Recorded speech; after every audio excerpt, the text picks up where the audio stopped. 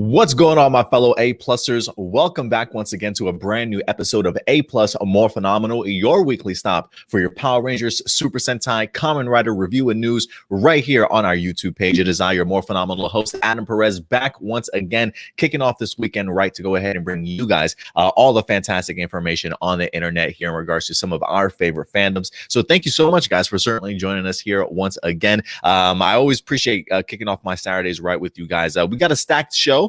We got a couple things that we're going to be getting into today for sure. Right off the bat, I can tell you we got some Zenkaiger casting rumors we're going to be breaking down. I know we have a press conference, if I'm not mistaken, later on this week or sometime next weekend, perhaps. So maybe getting a little bit ahead of ourselves here, but we'll certainly see.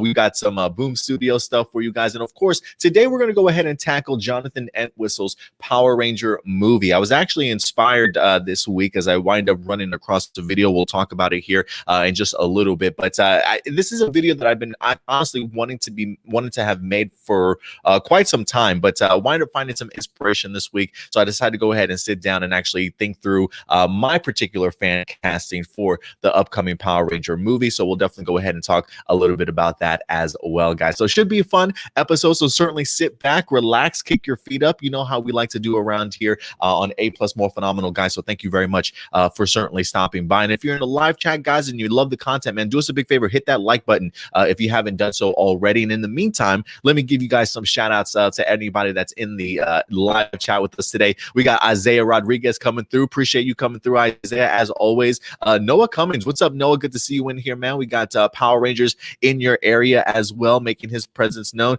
Johnny Marrero's in the house. Get him a body bag. Yeah. Great to see you, man. Who else we got in here? I want to say I saw Fire Drake a second ago. There you go, Fire Drake. Good to see you, man. We got Matthew in the house as well.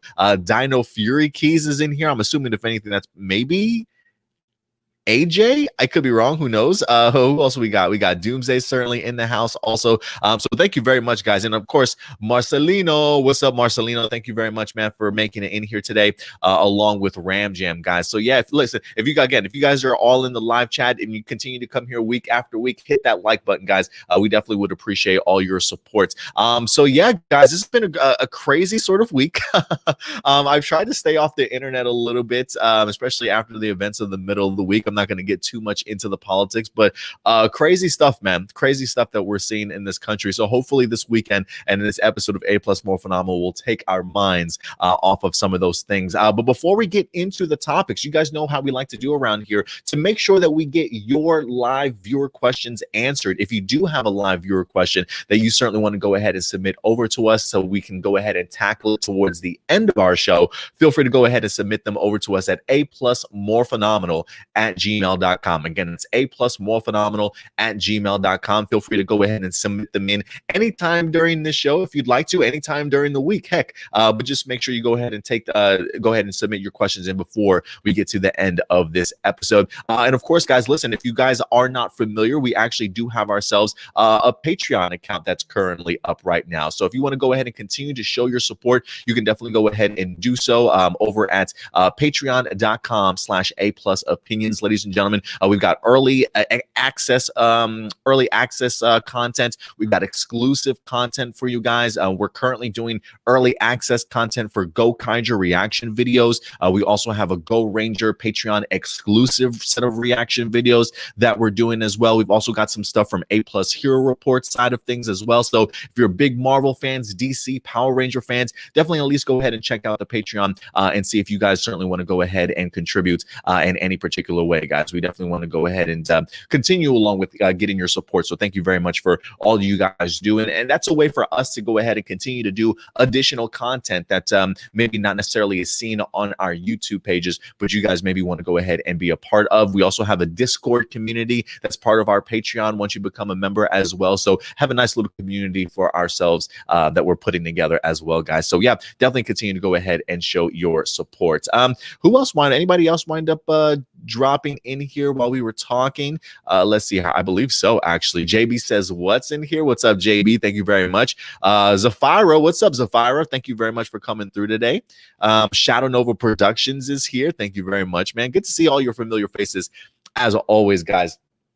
But all right, I think it's time, guys, for us to go ahead and get into some of our main topics this week. So let me introduce this concept or idea that we're about to get into here real quick.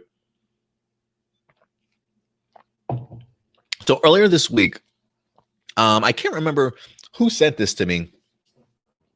Somebody on Twitter this week wind up sending me a link to a YouTube video where a gentleman was discussing the upcoming Power Rangers movie.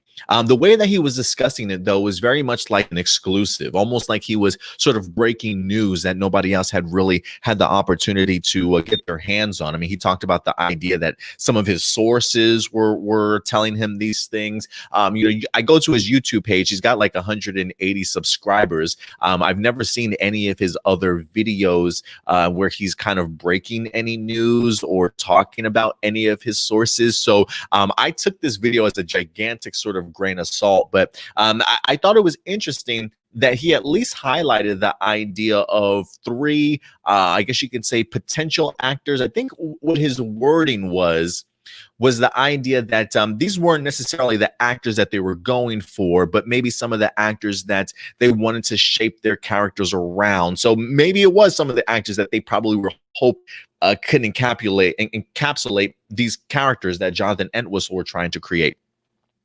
But again, I honestly took it with a gigantic grain of salt, massive speculation, because I don't know who this guy is. Like, I've never seen this guy before in my life. I've never heard him break any news before. 180 subscribers. It's not like he's got a huge following because of the fact that his news sources are reliable. You know what I mean? So I just threw it aside. But I wanted to go and look, if it does happen to be true, I'm pretty sure I'll go ahead and promote his stuff here. But what this video inspired me to do was before the fact that we actually get any news on actors that are in fact announced for this movies, whether it be Hasbro coming out with a short list of actors that they're actually excited about or looking towards filling up these roles.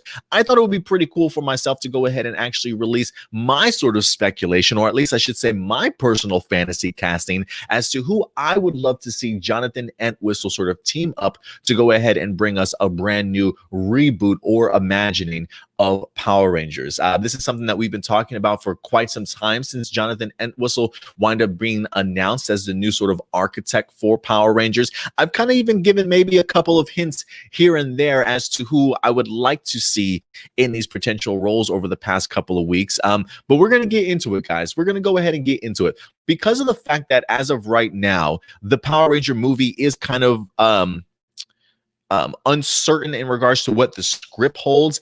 Based off of just what we've seen from previous reports, the idea of maybe there being a non-traditional team of Power Rangers instead of the traditional 5 team, maybe we would wind up getting ourselves 3. I believe that was one of the speculations that were going around very early on. But now that we know that there is a brand new writer on board, now that they've moved this Power Ranger movie from Paramount over to Entertainment One, this script could have vastly changed. We honestly just do not know at the end of the day.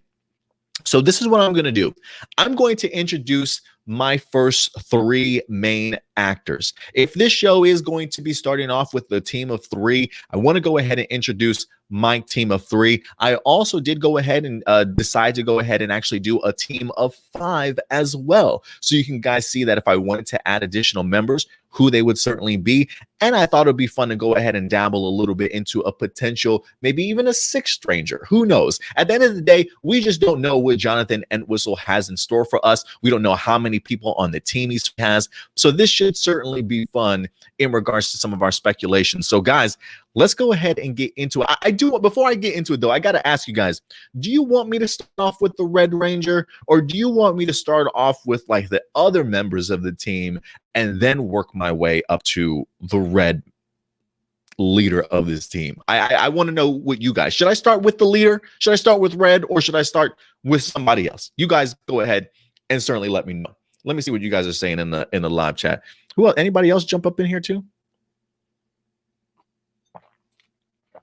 I'm super pumped about what Jonathan Entwistle is going to do. And Noah Cummings says start off with the red. All right, you know what? Let's start off with the head of the team. Why not? Marcelino says anyone. Doomsday says red first. Johnny says pink. Well, we got 2 for red. Blossom's in the house. What's up, Blossom? Certainly good to see you come through. I'm going to go ahead and start off. Oh man, this is a tough one. This is a tough one. You know what? I'm going to get this right out of the way, guys. I'm going to get red right out of the way. Always start with red, says Matthew. We got 3 for red, so we're going to go ahead and start talking about the Red Ranger first. This to me, I wanted to see something different. I want to see something new when it comes to my Red Ranger teams, to be perfectly honest with you guys. Something that my girlfriend said to me a couple of weeks ago when we were talking about the idea of Power Rangers, how she hadn't really seen Power Rangers since its first inception. But one of the things that my girlfriend mentioned to me that she has always wanted to see is the idea of a female Red Ranger. And I feel like the voices that are out there are so loud for a female Red Ranger that I'm really keeping my fingers crossed, and a part of me really feels as though it's certainly going to happen. Jonathan Entwistle, if you look at any of his previous work, really focuses, I feel like, on a lot of young adult females, if you will. So I feel like he probably has a really good handle in regards to how to write them and just write young adults and teenagers just in general. So I can see Jonathan Entwistle, if you're talking about the idea of rebooting, reimagining, giving us something that we have yet to have ever seen. I honestly do think that Jonathan Entwistle will probably give us a female Red Ranger. Not too far-fetched to think, to be honest with you. But if I had to go ahead and figure out who I wanted my Red Ranger to be, the first person that comes to mind, guys, for me at least, this is just me, because I've been thinking about this for a while now.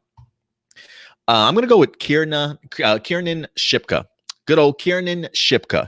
For those of you who are not familiar with her, she actually just wrapped up her series of the chilling adventures of Sabrina on the Netflix series.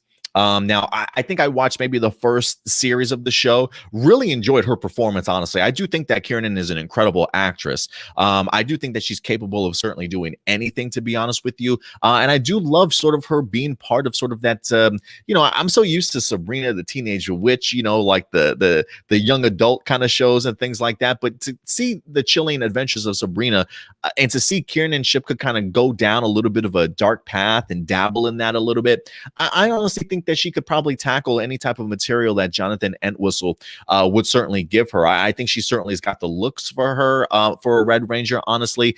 She's got some great credits under her belt. I mean, she was on the television show of Mad Men. She actually did the voiceover work also in Legends of Korra as well, if I'm not mistaken. I'm trying to see what else that I've seen her in. I think she's most notably known for Mad Men and the Chilling Adventures of Sabrina. And I think they're at like seasons 4 or season 5 so far of that particular series. I think it's wrapping up because I think the show itself has actually been concluded. So right now, I think Kiernan Shipka, looking at her IMDb, she really doesn't have anything on her schedule right now that I think would take her away from being a part of a movie or maybe a future television show for that matter. I'm very much under the impression that the characters that are going to be in this movie may actually go on to be the ones that launch off an original series of Power Rangers from Jonathan Entwistle as well. Again, that's just my speculation. Nobody's confirmed that. Who knows if we have one team that's just movies and another team that's television. But I have a feeling that if anything, maybe this particular team will spin off into its own series after the movie. So as of right now, my Red Ranger, my leader of this team, fantastic actress coming off a fantastic run on her show, Kiernan Shipka, I think is certainly more than capable of being talented to go ahead and knock out that role of the Red Ranger, ladies and gentlemen. So that is, in fact, my squad. Next up, guys, again, we're starting off with our key team of 3. If this is what Jonathan Entwistle certainly wants to go ahead and do. Somebody else that really caught my eye that I wanted to highlight as my second Ranger. Now, this could be the Blue Ranger. This could be the Black Ranger. You guys pick or choose. I didn't really, when it comes to these two, I can swap them out however I certainly want to. But one person that has always really impressed me has kind of already worked with Jonathan Entwistle in the past. And if there's anything that I have a feeling might happen is that Jonathan may want to bring in people that he's comfortable working with or that he's kind of worked with in the past. I do think that's really pivotal of him to certainly do. So when I think about that, one person that I've said when we even talked about Jonathan Entwistle's I'm Not Okay With This series, one of the people that really jumped out at me was Wyatt Olaf. Wyatt Olaf, I think when I look at him, I honestly it just screams Billy to me, to be perfectly honest with you. It depends, just based off of what I've seen from him in I'm Not Okay With This, that he can sometimes be that shy sort of introvert. But I think when he's like super comfortable with you or when he's alone by himself, clearly outspoken, could certainly do his own thing. I just really love the range that Wyatt Olaf certainly brings to the show. He was in I'm Not Okay With This. He was also in the show, the television, or not the television show, but the movie It. Also, I believe he played Stanley in that movie as well. I see a couple of things on his pre-production list here that he might be working on, but I'm not showing anything too out of the realm of like, will keep you busy for quite some time. But yeah, I most notably known him from his time from It and his show I'm Not Okay With This. But I do think that Wyatt Olaf would be a fantastic fit in here, especially if you're looking maybe more of that shy, awkward, nerdy kid, if you will, trying to fit into the team. I honestly think that would work out perfectly well for Wyatt Olaf. So if anything, maybe Wyatt can be the Black Ranger. Maybe he can go ahead and be the Blue Ranger. I don't necessarily think that the nerd of the team needs to be the Blue Ranger all the time. But I do think that that's probably the niche I would probably put Wyatt Olaf into. So as of right now,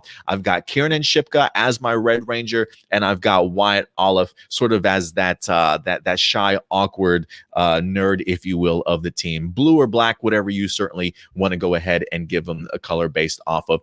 Next up, though, another gentleman that I want to go ahead and bring to our attention to round out my top three. I do plan on having a female as the leader, maybe surround her with a couple of guys. Honestly, we got Wyatt Olaf here. Somebody else that's really been kind of grabbing my attention, to be perfectly honest with you, is very familiar with Wyatt Olaf. These two have actually worked together in the past. And I think it would be a really great opportunity for this gentleman to have. But coming in as my third Ranger, adding some more diversity to this group, to be honest with you, I've got Chosen Jacobs. I don't know if you guys are familiar with Chosen Jacobs' work. He's also from the It movies as well. I thought that those group of children that they had for that movie just really blew me away. I thought that was one of the aspects of the first It movie that made me fall in love with it so much, outside of the writing clearly, but just some of the performances from the children just really impressed me. So I think that's probably why I'm leaning towards using some of those children. So that's why we've got Wyatt Olaf in here. And of course, Chosen Jacobs as well. Chosen Jacobs, he was also in Hawaii 5-0, I believe, for a little bit as a little bit of a role. He was also in the Castle Rock season 1 over on Hulu, the original series. That was more of a Stephen King inspired series, if you will. He was also on the show God Friended Me for a few episodes as well. And we already mentioned It numbers 1 and 2 along with Wyatt Olaf. So I do think that this is a young actor that's certainly on his way up, extremely talented. I would recommend you guys certainly check out some of Chosen Jacobs' work. But if you're looking for a young black man that's going to go ahead and fit in this role and just kind of make something of himself out of this role, Chosen Jacobs, man, just knocks it out of the park for me, honestly. So again, guys, here we go. I'll even attach colors to them just so you guys are happy. Kiernan Shipka, go ahead and give me her as my Red Ranger. I'm actually going to go ahead and take Wyatt Olaf instead of the Blue Ranger here. I'm going to go ahead and switch this up a little bit and make him the Black Ranger as the sort of nerdy one in the group, and then go ahead and give Chosen Jacobs the Blue Ranger, if you will. So I've got black, blue, and red to certainly start off our Power Ranger team. So that's just the three. That's just if Jonathan Entwistle wants to go ahead with his three, maybe eventually build up the team to have more members or whatever the case may be. But if for some reason they've decided, you know what, Power Rangers are so used to the idea of having 5 members, we really should just come out of the gates with a brand new team, ladies and gentlemen, like just a whole new fresh faces, if you will. So let's just go to numbers 4 and 5, shall we? Let's just go ahead and add to this list here. When it comes to the fourth ranger, this is going to be my pink ranger, ladies and gentlemen, my pink ranger.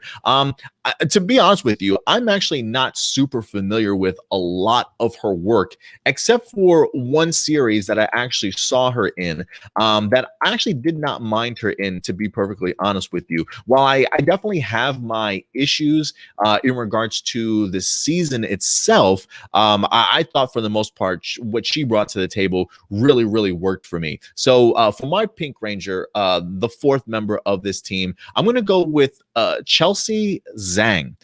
For those of you who do not recognize her, she also played Rose Wilson, aka the Ravager, in the most recent season of Titans season 2 that we wind up getting with a fantastic sort of Deathstroke storyline.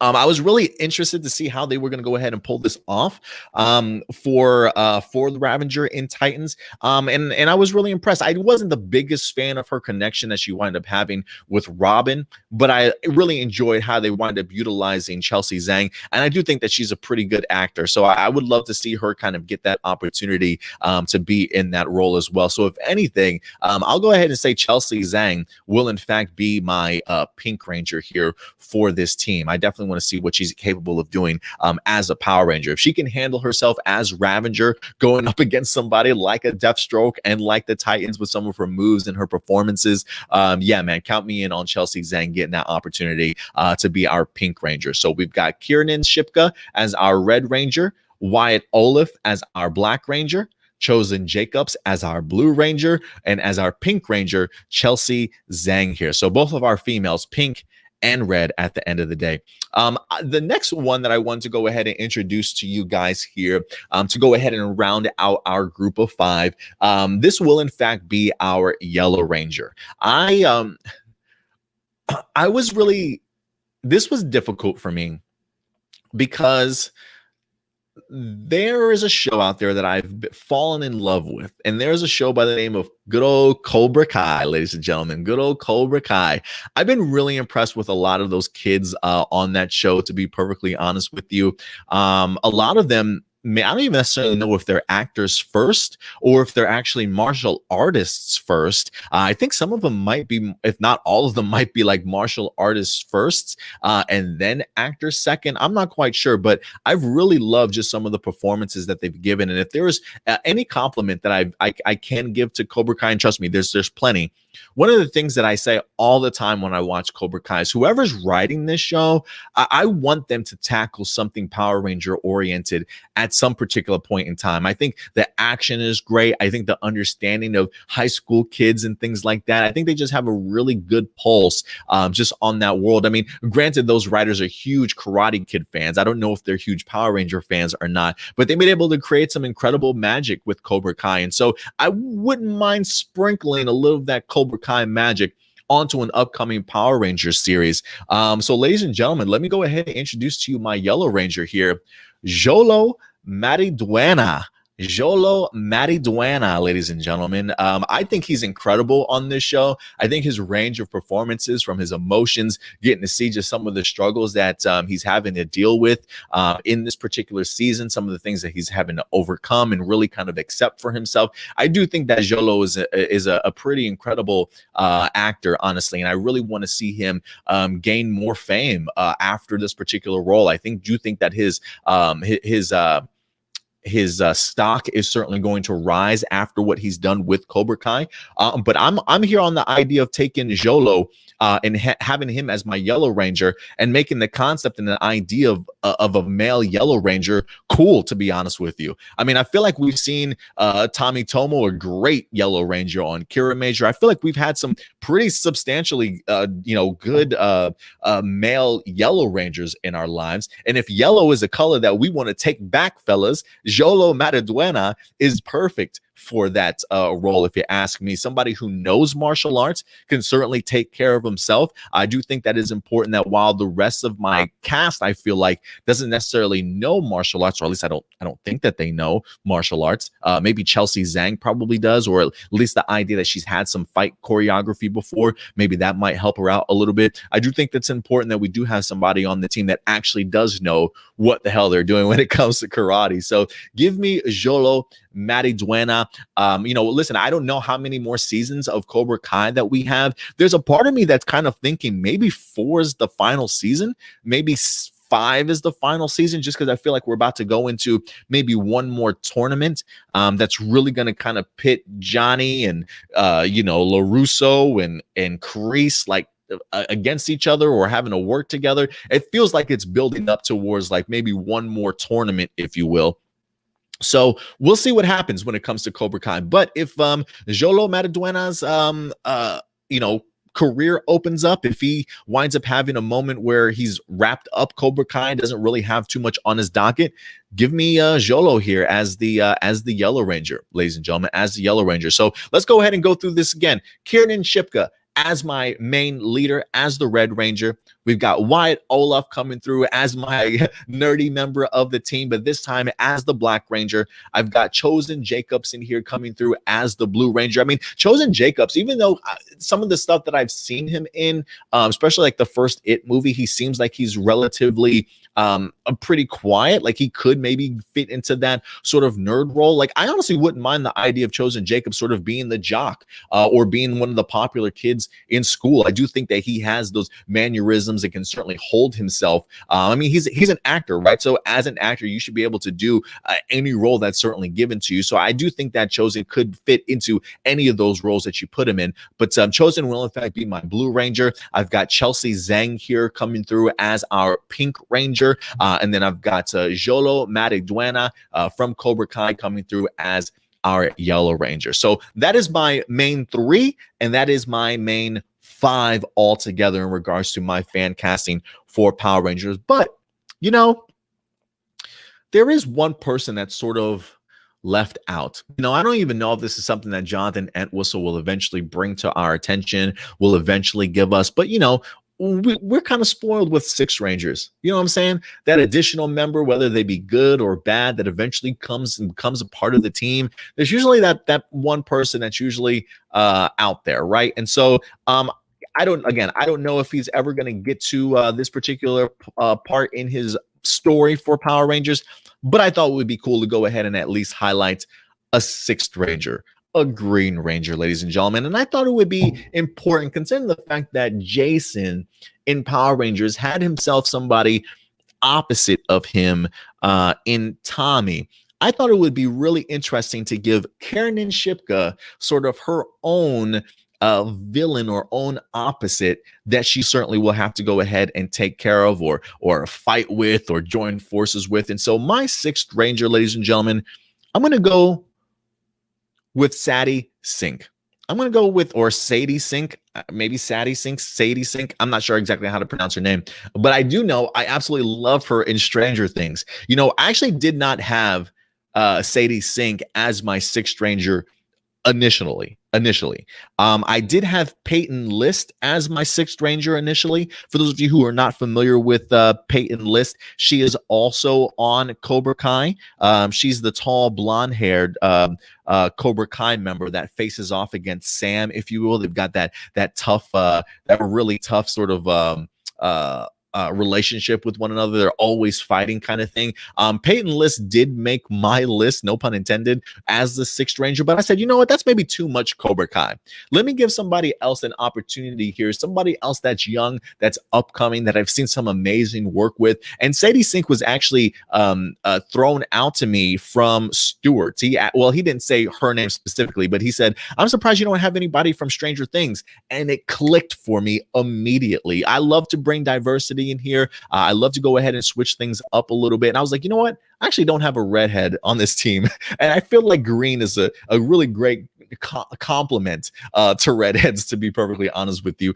So this is my sixth stranger here in Sadie Sink. I do think she's a great actor. She winds up playing Max on Stranger Things. We've actually seen her in 2 seasons. The first season that we saw her in, she was, very to herself. She didn't have the best relationship with her brother. He was a super bully, right? So he always kind of put her in her place, very rebellious at times for Sadie Sink as Max in the first season, or in her first season, I should say, of Stranger Things. And she just continued to open up, actually having more chemistry and more friendships with the rest of the cast and crew. So to see her growth over those 2 seasons of Stranger Things, I thought was really great. And I do think that she would fit a Green Ranger perfectly to be that polar opposite, or that pushback, if you will, to our Red Ranger in Kiernan Shipka. So again, ladies and gentlemen, Kiernan Shipka, our leader, the Red Ranger. Wyatt Olaf here as our nerd, if you will, for the Black Ranger. Though I'm going to go ahead and give Chosen Jacobs the Blue Ranger mantle here. Switching things up a little bit, we'll go ahead and give Chelsea Zhang our Pink Ranger position here. And then for the guys, when it comes to the Yellow Ranger, Jolo Mataduena. And then, of course, if we want to go ahead and throw in our sixth ranger, give me Sadie Sink from Stranger Things. And one of the things that honestly really appealed to me about this cast, for the most part, I feel like they don't have a ton of movie experience, but they do have a plethora of experience when it comes to a television series, it feels like. I mean, I feel like all of these actors and actresses certainly have talent. They definitely have experience under their belt. They're probably not asking for a ton of money when it comes to you having to put together something. I mean, if anything, maybe I would think maybe Kiernan Shipka and maybe Jolo might be like the two that have some of the bigger paydays here, just from some of their past experiences. I would think, like, just contractually. I don't know, I don't know what the budget's going to be for this Hasbro movie, but if they need to keep it low for the most part, I think you can kind of get away with some of this talent. Wyatt Olaf has worked with Jonathan Entwistle before in the past. Wyatt has worked with Chosen Jacobs, if you will. Jolo clearly has the ability to be the star of a television series if he wants to. And we've seen what Sadie Pink and Kiernan Shipka can do in their own rights, right? Kiernan helming her own series for about 4 to 5 seasons as well. Again, not a ton of, I mean, they've been in movies, but not these big blockbuster movies that everybody's roaring to get back to seeing. Like, I don't see anybody saying, Chelsea Zhang, she was in that movie, I got to go ahead and see that movie for sure. You know what I'm saying? Like, I don't see that, but they've got all that experience. They've been in front of the camera.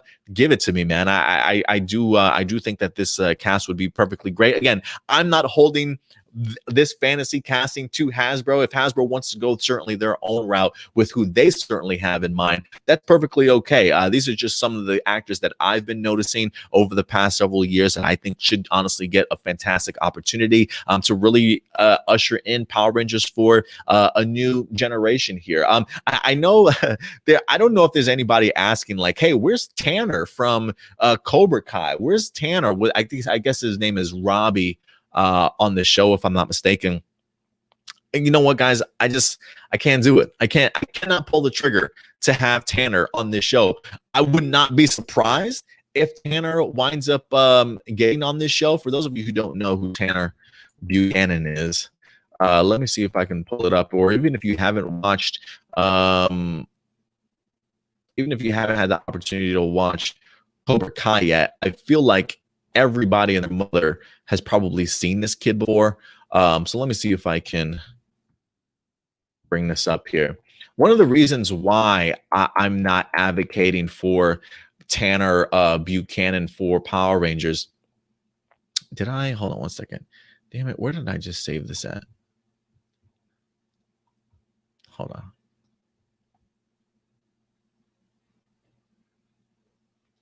There we go. Okay. Tanner Buchanan. This is a gentleman in the middle here. The video that I watched did have Tanner Buchanan on their short list. The gentleman did go ahead and mention Tanner. I'm just not the biggest fan of his work, to be honest with you guys. When I think of Tanner Buchanan, and I don't want to be disrespectful because I don't know the gentleman as a as a person, I'm sure he's probably a great human being. I'm sure everybody probably loves him that gets the opportunity to work with him.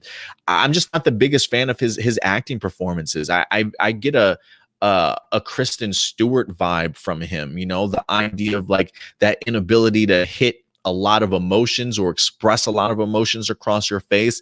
I just feel like his emotional range is limited to like 2 or 3 looks, and that's about it.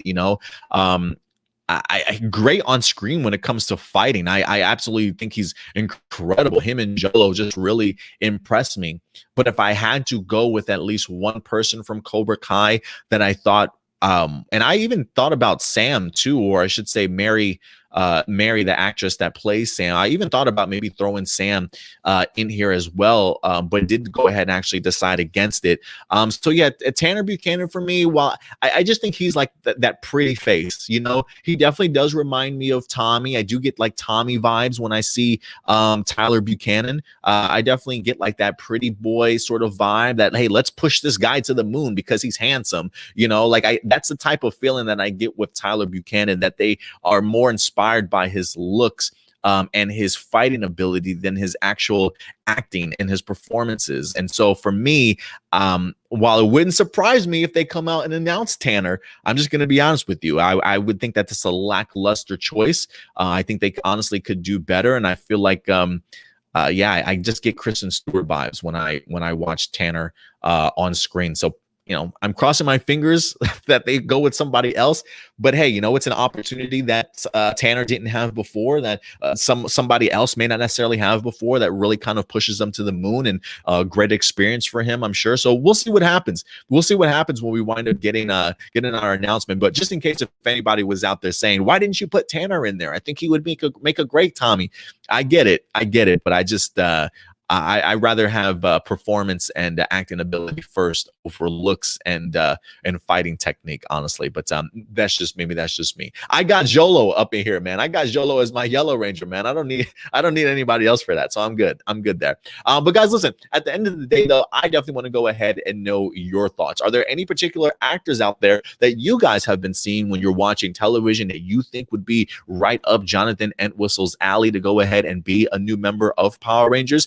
And if you don't have any suggestions, what do you guys think about my particular list? Would you swap out any of these people? Would you move them around, switch colors? Definitely go ahead and certainly let me know your guys' thoughts at the end of the day. Again, these is just speculation, just fan casting, nothing here confirmed. This isn't me saying, hey, I know what Jonathan Entwistle's up to. No, this is just simply my own personal fan casting of Power Rangers. So we'll see when we wind up getting some announcements exactly how the chips are certainly going to fall. But I would be curious to know some of your guys' thoughts.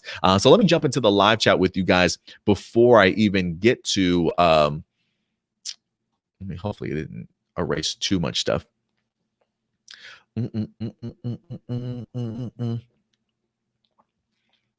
Got some Happy New Year vibes going on. What's up? I appreciate you guys coming through today, man.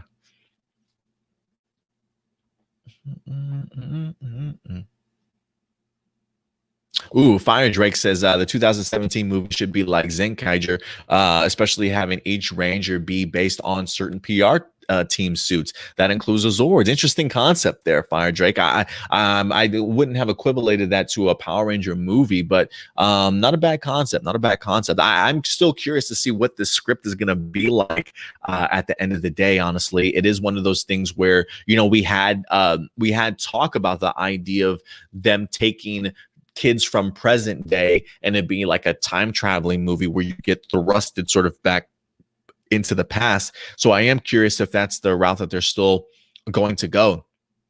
I would like the idea of them maybe picking or plucking individuals out of different time periods and then throwing them all into one place and expecting them to kind of become a team. I think that would be pretty neat also. Blossom says, I thought your girlfriend didn't like Power Rangers. Not that she doesn't like Power Rangers. She just hasn't really gotten into it. I mean, she watched Power Rangers sort of like as a kid, but it's been a minute since she's actually sort of followed it. You know what I mean? I don't know if Yuri says, yes, female red, please. Yeah, I think a female red is, I think it's about time, man. I think it's about time.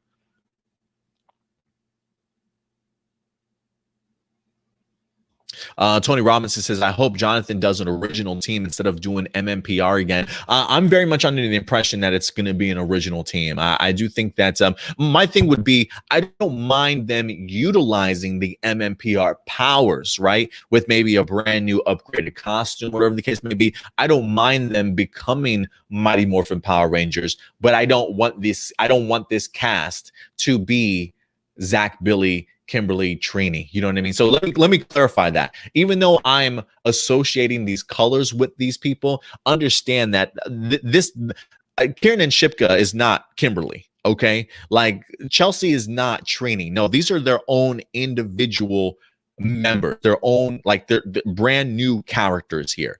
So that's my mindset when it comes to this fantasy casting, is that they're all original characters, maybe garnishing the powers of Mighty Morphin. But I know I no longer, like you, Tony, no longer do I don't want those characters recycled, if you will.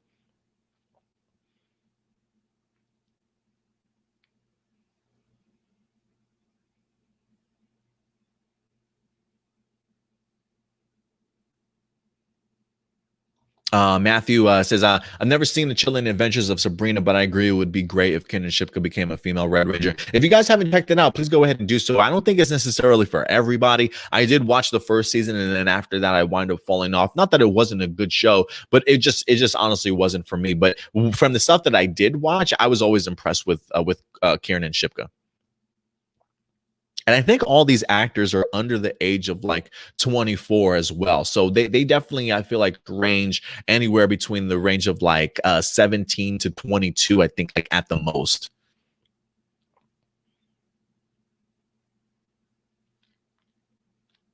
Blossom says Wyatt would make a cool bird. Yeah, I think Wyatt definitely, Wyatt has like watching him and I'm Not Okay With This, it really just showed me his range for sure. There's a scene in there, I think, where he's like dancing. I think he's trying to do like an homage to Tom Cruise or something, like dancing in a big shirt or something like that. He definitely has the charisma, but he fits that sort of nervous, sort of awkward nerd really, really well.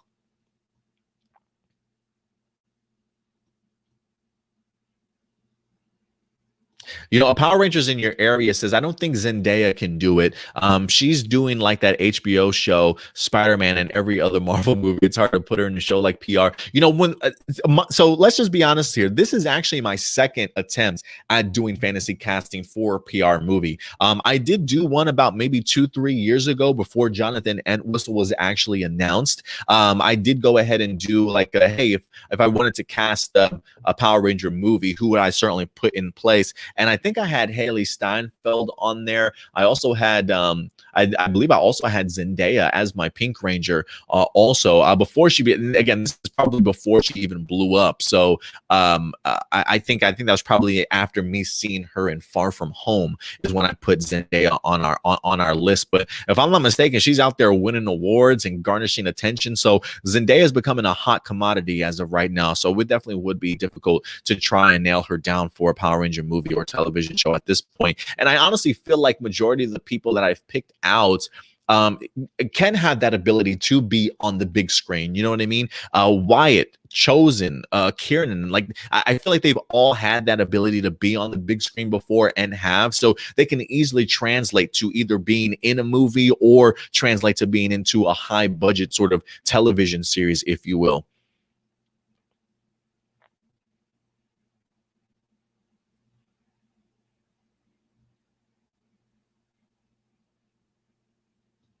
Matthew says Chelsea Zhang does seem like she can make a pretty good Pink Ranger.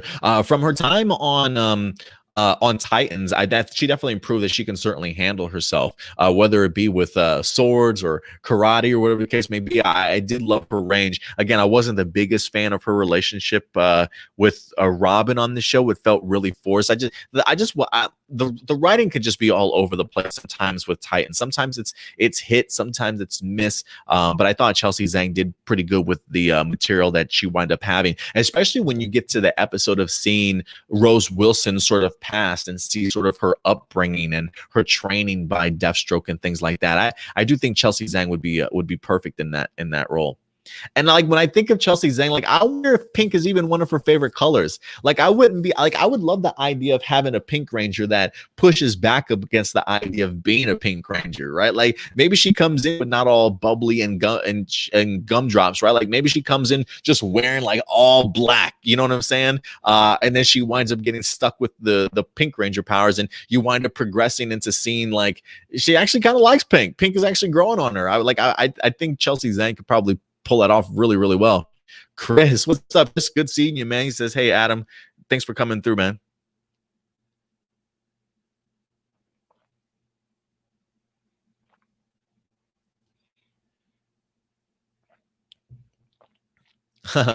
Jolo Blossom says, Jolo, never heard a name like that. Listen, I did not know this kid's name until this past week.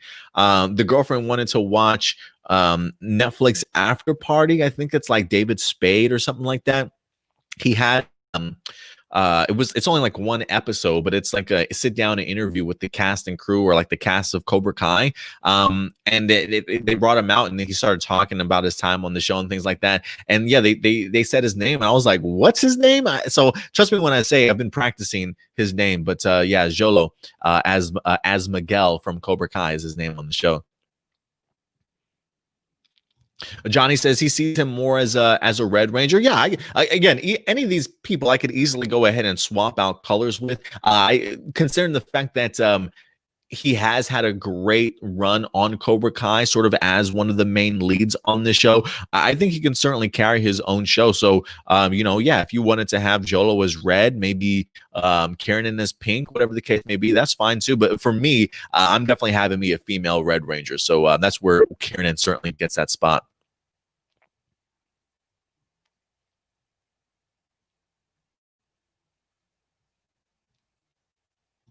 Going back to Yellow Rangers, Dustin was pretty great in Ninja Storm. He really was. Loved his personality. Very humorous in that sense too. Like I really did. That's what I'm saying. Like a Yellow Ranger guy, like Yellow Rangers, I feel like are maybe a little bit underappreciated. And I think somebody like Jolo could certainly go ahead and bring that back. Dino here says Adam Perez is a Sixth Ranger, please. Hey man, maybe one day. I can't act a lick, man. So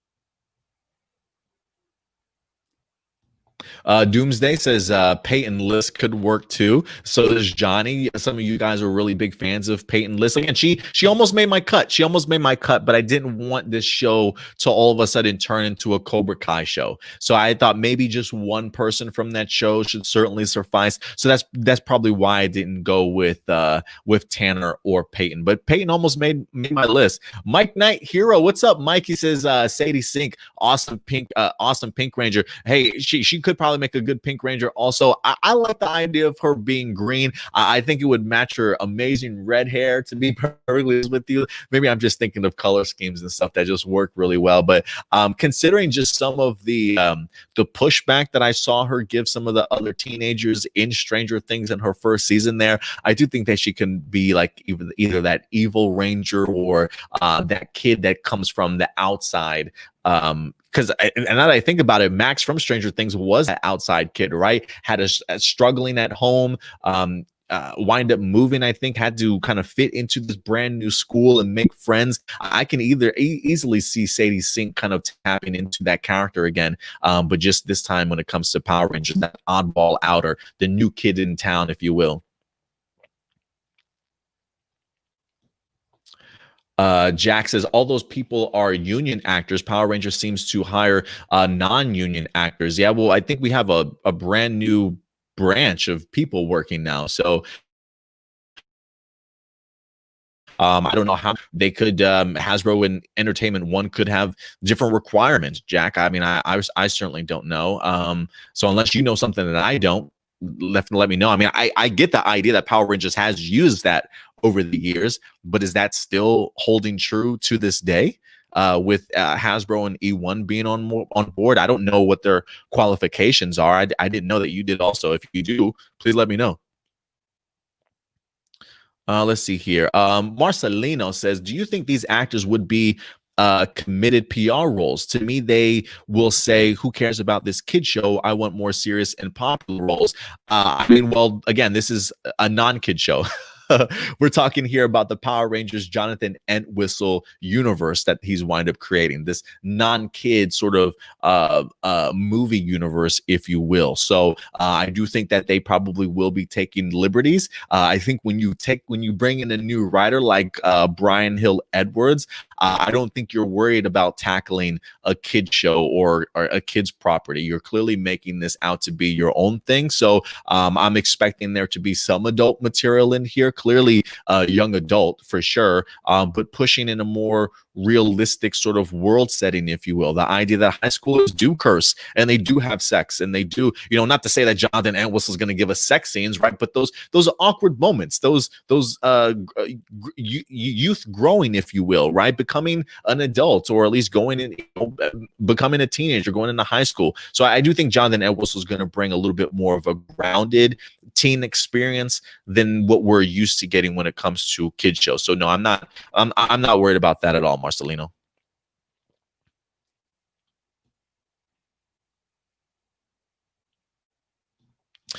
Jack says, hopefully they go with unknown actors, likely at least 3 female Rangers. I mean, I honestly feel like majority of the cast that I have, it isn't like Hollywood popular. I mean, who do you guys know? Wyatt Olive? I'm like outside of it, maybe, right? Chosen Jacobs outside of it. Chelsea Zhang. I don't even know if anybody really knows her. Outside of Cobra Kai, did anybody else know Jolo? Outside of Stranger Things, did anybody really know like Sadie? Like, I don't think these are out of the realm of possibilities when it comes to somewhat unknown actors. I do think there's an importance of being able to have some people that are recognizable. That's how you having names attached to projects that people are familiar with certainly will draw certainly more people in. So I think you got to mix it up just a little bit, maybe. Like Power Rangers, they had Becky G. Not that everybody knew who Becky G was, but if you were big into music, you certainly recognized the name, type of thing. And they wind up making some stars out of it. So hopefully a lot of these characters who aren't big, well-known name stars as of right now, maybe this is their opportunity to kind of blow up into get those opportunities for other bigger and sort of better things down the road. So we'll see.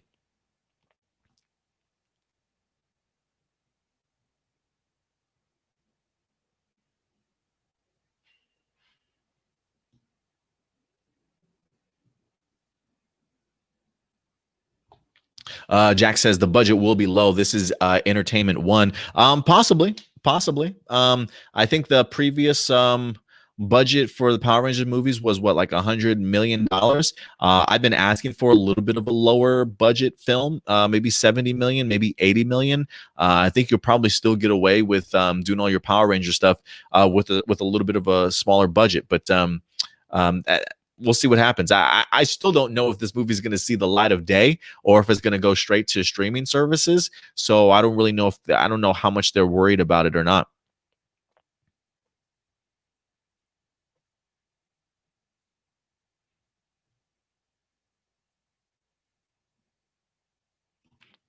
Chris, what's up, Chris? He says, I hope they do take something from these. We'll see. I don't they for all we know, maybe they already have their cast. If they don't have their cast, maybe they're already kind of searching. But hey, Hasbro, if you need some suggestions, man, here you go. Matthew says, I think this Ranger cast seems like it would be great overall, especially would like Kiernan as a female Red Ranger. I think she could do it, man. I really do think she could do it.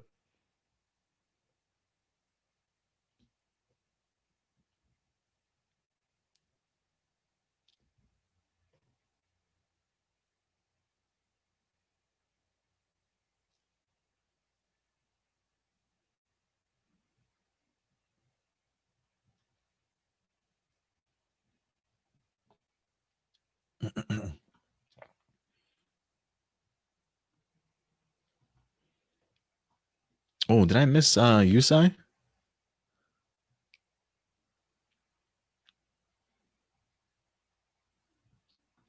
I think I did miss let me scroll up here just a little bit. Just trying to recognize some people that we might have missed, you know what I mean?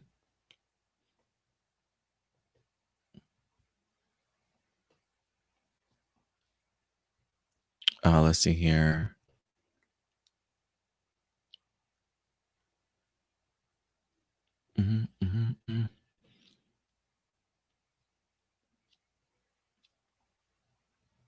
All right. Yeah, red is not a flavor is in here. Damn, Chosen is a great name. Yeah, I do love the name Chosen Jacobs. I really do love that name, honestly.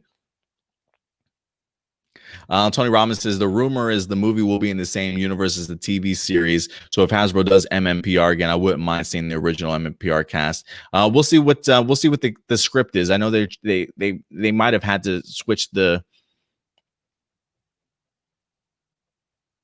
They might have had to switch the storyline ideas. I'm not sure.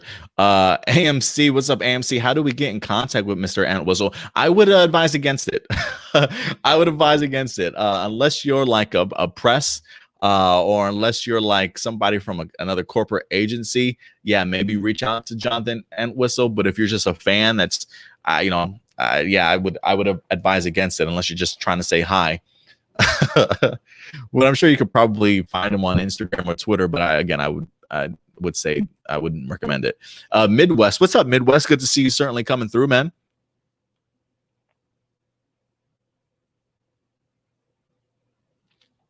All right. I think that's going to be it for now. If anything, I think we got Yusai in the house. Christopher Throbbin is coming through. Yeah, for a big movie, they would be Union. Yeah, so we'll see. We'll see. All right, guys. Let's continue along here because we do have other topics that we have to get into today. But I definitely wanted to go ahead and highlight that and speak with you guys a little bit.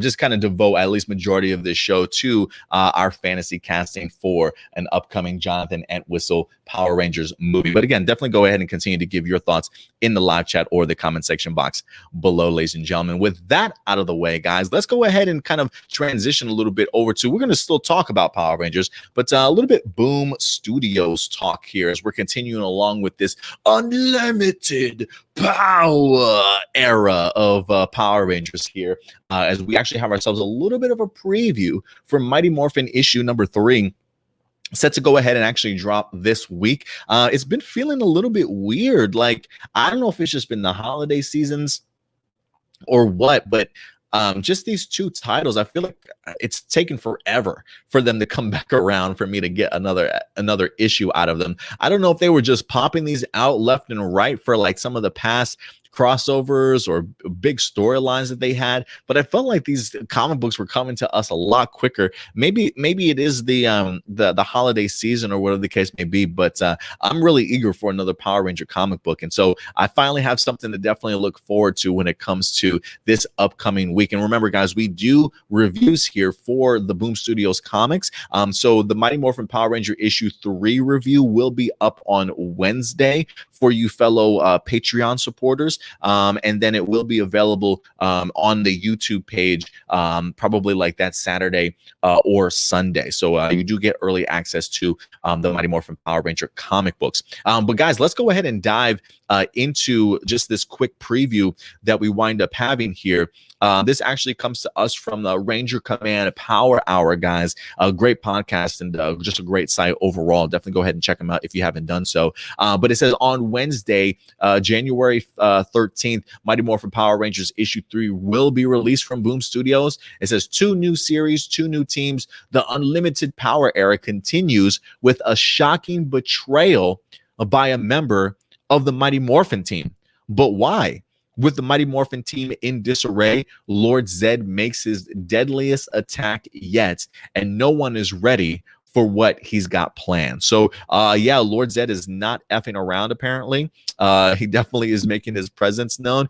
They also did go ahead and actually highlight to us some brand new pages right out of Mighty Morphin issue 3. They continue to push this Altarian sort of storyline here with Zordon, getting the opportunity to see Zordon a little bit with his own people. Clearly like some great flashback moments here, maybe how Zordon got to power, or maybe whatever deep secret or storyline that they're trying to get into here for Zordon. But you can clearly see the 2 pages here. I love what they've been able to do with this Altarian storyline that they have so far, because it's even getting to the point to where it's kind of creeping into Bulk and Skull's storyline with Skull's girlfriend, if I'm not mistaken. So I do want to continue to see how this kind of all plays itself out, but I've been really enjoying that Ryan Parrott has been focusing on Zordon a little bit also. Then you also get the opportunity to see some fantastic work from Marco Arena again. His particular art style continues to grow on me. It feels very inspired out of Daniel Danakulo a little bit, but with his own little flair here and there. So I've really been enjoying just the artistic style, vibrant colors, and great writing that we've been getting from Mighty Morphin issue number 3 so far. I'm not exactly sure what this big who the trader or who the person is that might have turned on the Power Rangers. I do know that Billy right now in this series does have a secret from the team and from Zordon, the fact that he's been working very closely with Grace, helping them actually put together this brand new Green Ranger, if you will. So Billy definitely does have his secret. So maybe that's what they're referring to. I mean, they've already been betrayed, if you will, by the Omega Rangers. To know that somebody else on the team is lying should be fascinating. So I am wondering if that's Billy that they're referring to. And Lord Zed, it seems as though he's got a little bit of that additional power up from the green Chaos Crystal that he wind up coming into contact with when he faced off against the brand new Green Ranger. So the storylines continue to impress, and it'll be interesting to see exactly what they wind up doing here with this issue. But I definitely will be there Wednesday at my local comic book store, guys, picking that up. If you guys haven't, hopefully you guys do have yourselves a local comic book store for you to certainly go and show your support to. If not, though, I always recommend checking out Comixology.com if you're looking to go ahead and download your comic books digitally. If you have a tablet, computer, cell phone, whatever the case may be, you can certainly go ahead and check out every issue of Power Rangers there if you'd like to, guys. So this Wednesday, brand new Boom Studios comic. Go ahead and show your support, ladies and gentlemen. And actually, speaking of support for Boom Studios, we probably should just dive right into the next topic here, because Boom Studios, ladies and gentlemen, has a Kickstarter that's certainly going on right now. Have they made their goal? Yeah, they certainly have. But this is a fantastic Kickstarter that they wind up having right now for Boom Studios. The Mighty Morphin Power Rangers Complete Comic Book Collection. That's right, because Mighty Morphin Power Rangers did come to a conclusion with issue, I think it was 55, if I'm not mistaken. Well, now you personally get that opportunity to have that collection all to yourself if you want to. So let's go ahead and dive a little bit into this Kickstarter that they have. This is coming to us again from Boom Studios at Kickstarter.com. Right now, they're goodness, it just went up right before our eyes, guys. So the pledge for this Kickstarter was actually $50,000. $50,000, guys. And look how much money they've made already in that time. $396,353. Eat your heart out, Legend of the White Dragon. There clearly are people out there that certainly want to see this, and they pledged a ton of money. That's crazy to me. And that's only from 758 people. My God, how much money are you guys dropping out there? Like, that's crazy to me. Kudos, man. Boom Studios deserves it, though. As much great quality content as they continue to push out on a daily basis, this does not surprise me. And what doesn't surprise me is not only is their content great, guys, but they also have themselves oh, let me turn that down. Sorry. They also have themselves just a great collection of artists, great material if you want to. This was so pre-order the complete collection if you want to. Collect it in 6 limited edition hardcovers. So you also, well, we'll go ahead and break this down for you guys. I haven't pledged yet. I do want at least one of these on my bookshelf somewhere. So at some point in time before the 25 days does expire, I probably will more than likely go ahead and donate so I can go ahead and pick this up, to be perfectly honest with you, because I really do want at least one of these on my back shelf so I can go ahead and showcase. I think the trailer is like a minute or so, so I just wanted to highlight that for you guys in case this is your first time running across it, or if you were fascinated by it. You know, some people probably sometimes feel a little bit intimidated because of the fact that you know, especially when it comes to comic books, the idea of jumping into a series midway, you know, this is a great opportunity that, hey, if you've always wanted to read the Mighty Morphin Power Ranger comics, if you got a couple $100, just drop it and just get some of these in a huge collection if you'd like to. So let's go ahead and break this down if you guys are interested. So it does say here, almost exactly 5 years ago, Boom Studios electrified Power Ranger fandom when it launched Mighty Morphin Power Ranger comic books. It says this past fall, we brought our flagship Mighty Morphin Power Ranger books to an end after 55 amazing issues and relaunched with not one, but two flagship comic book series titled Mighty Morphin and Power Rangers. It does say here, it says, Boom Studios is offering fans an opportunity to pre-order a complete 6-volume set of our entire Mighty Morphin Power Ranger series in one of 3 new collectible editions. The deluxe hardcore format collects 10 to 12 comic issues at a larger size than a standard comic, along with an expansive cover galleries and other behind-the-scenes material. Additionally, each volume includes an original short comic story that debuts to that volume. So it says the entire 55-issue series, along with key tie-in issues, including issues of Go Power Rangers, will be collected in 6 volumes, which are available for pre-order in this campaign. They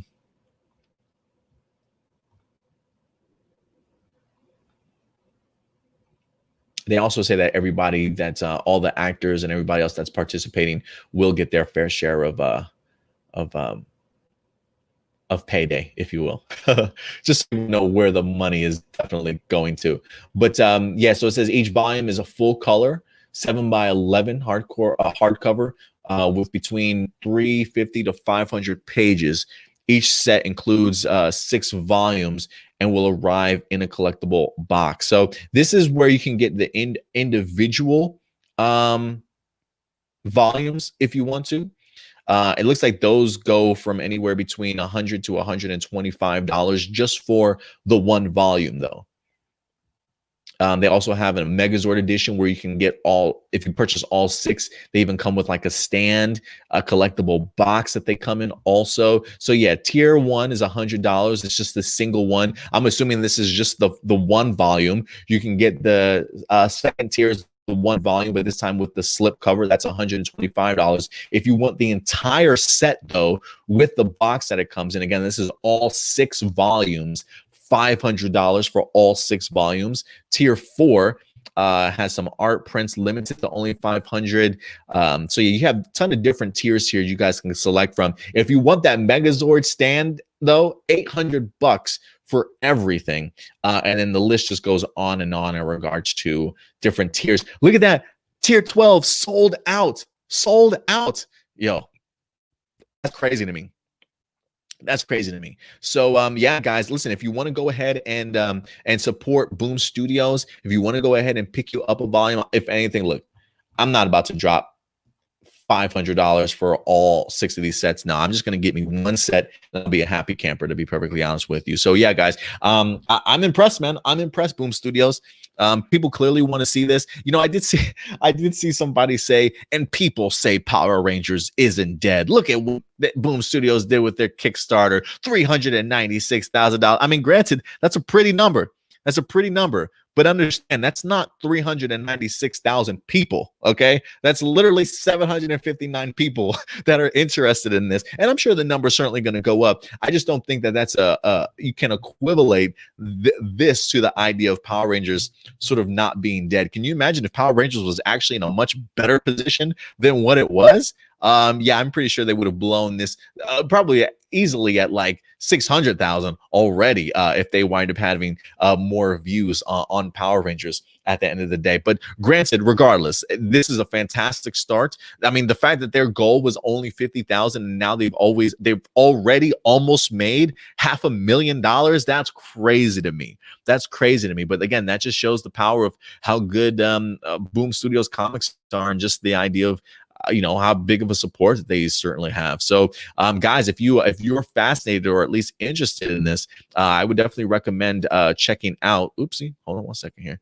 Definitely recommend checking out that Kickstarter whenever you guys get the opportunity. I literally just put Boom Studios Kickstarter, and it was like the first thing that popped up for me in Google. I'm sure you could probably find them on Twitter as well, highlighting their stuff if you'd like to. So definitely go ahead and check it out whenever you get the chance, guys.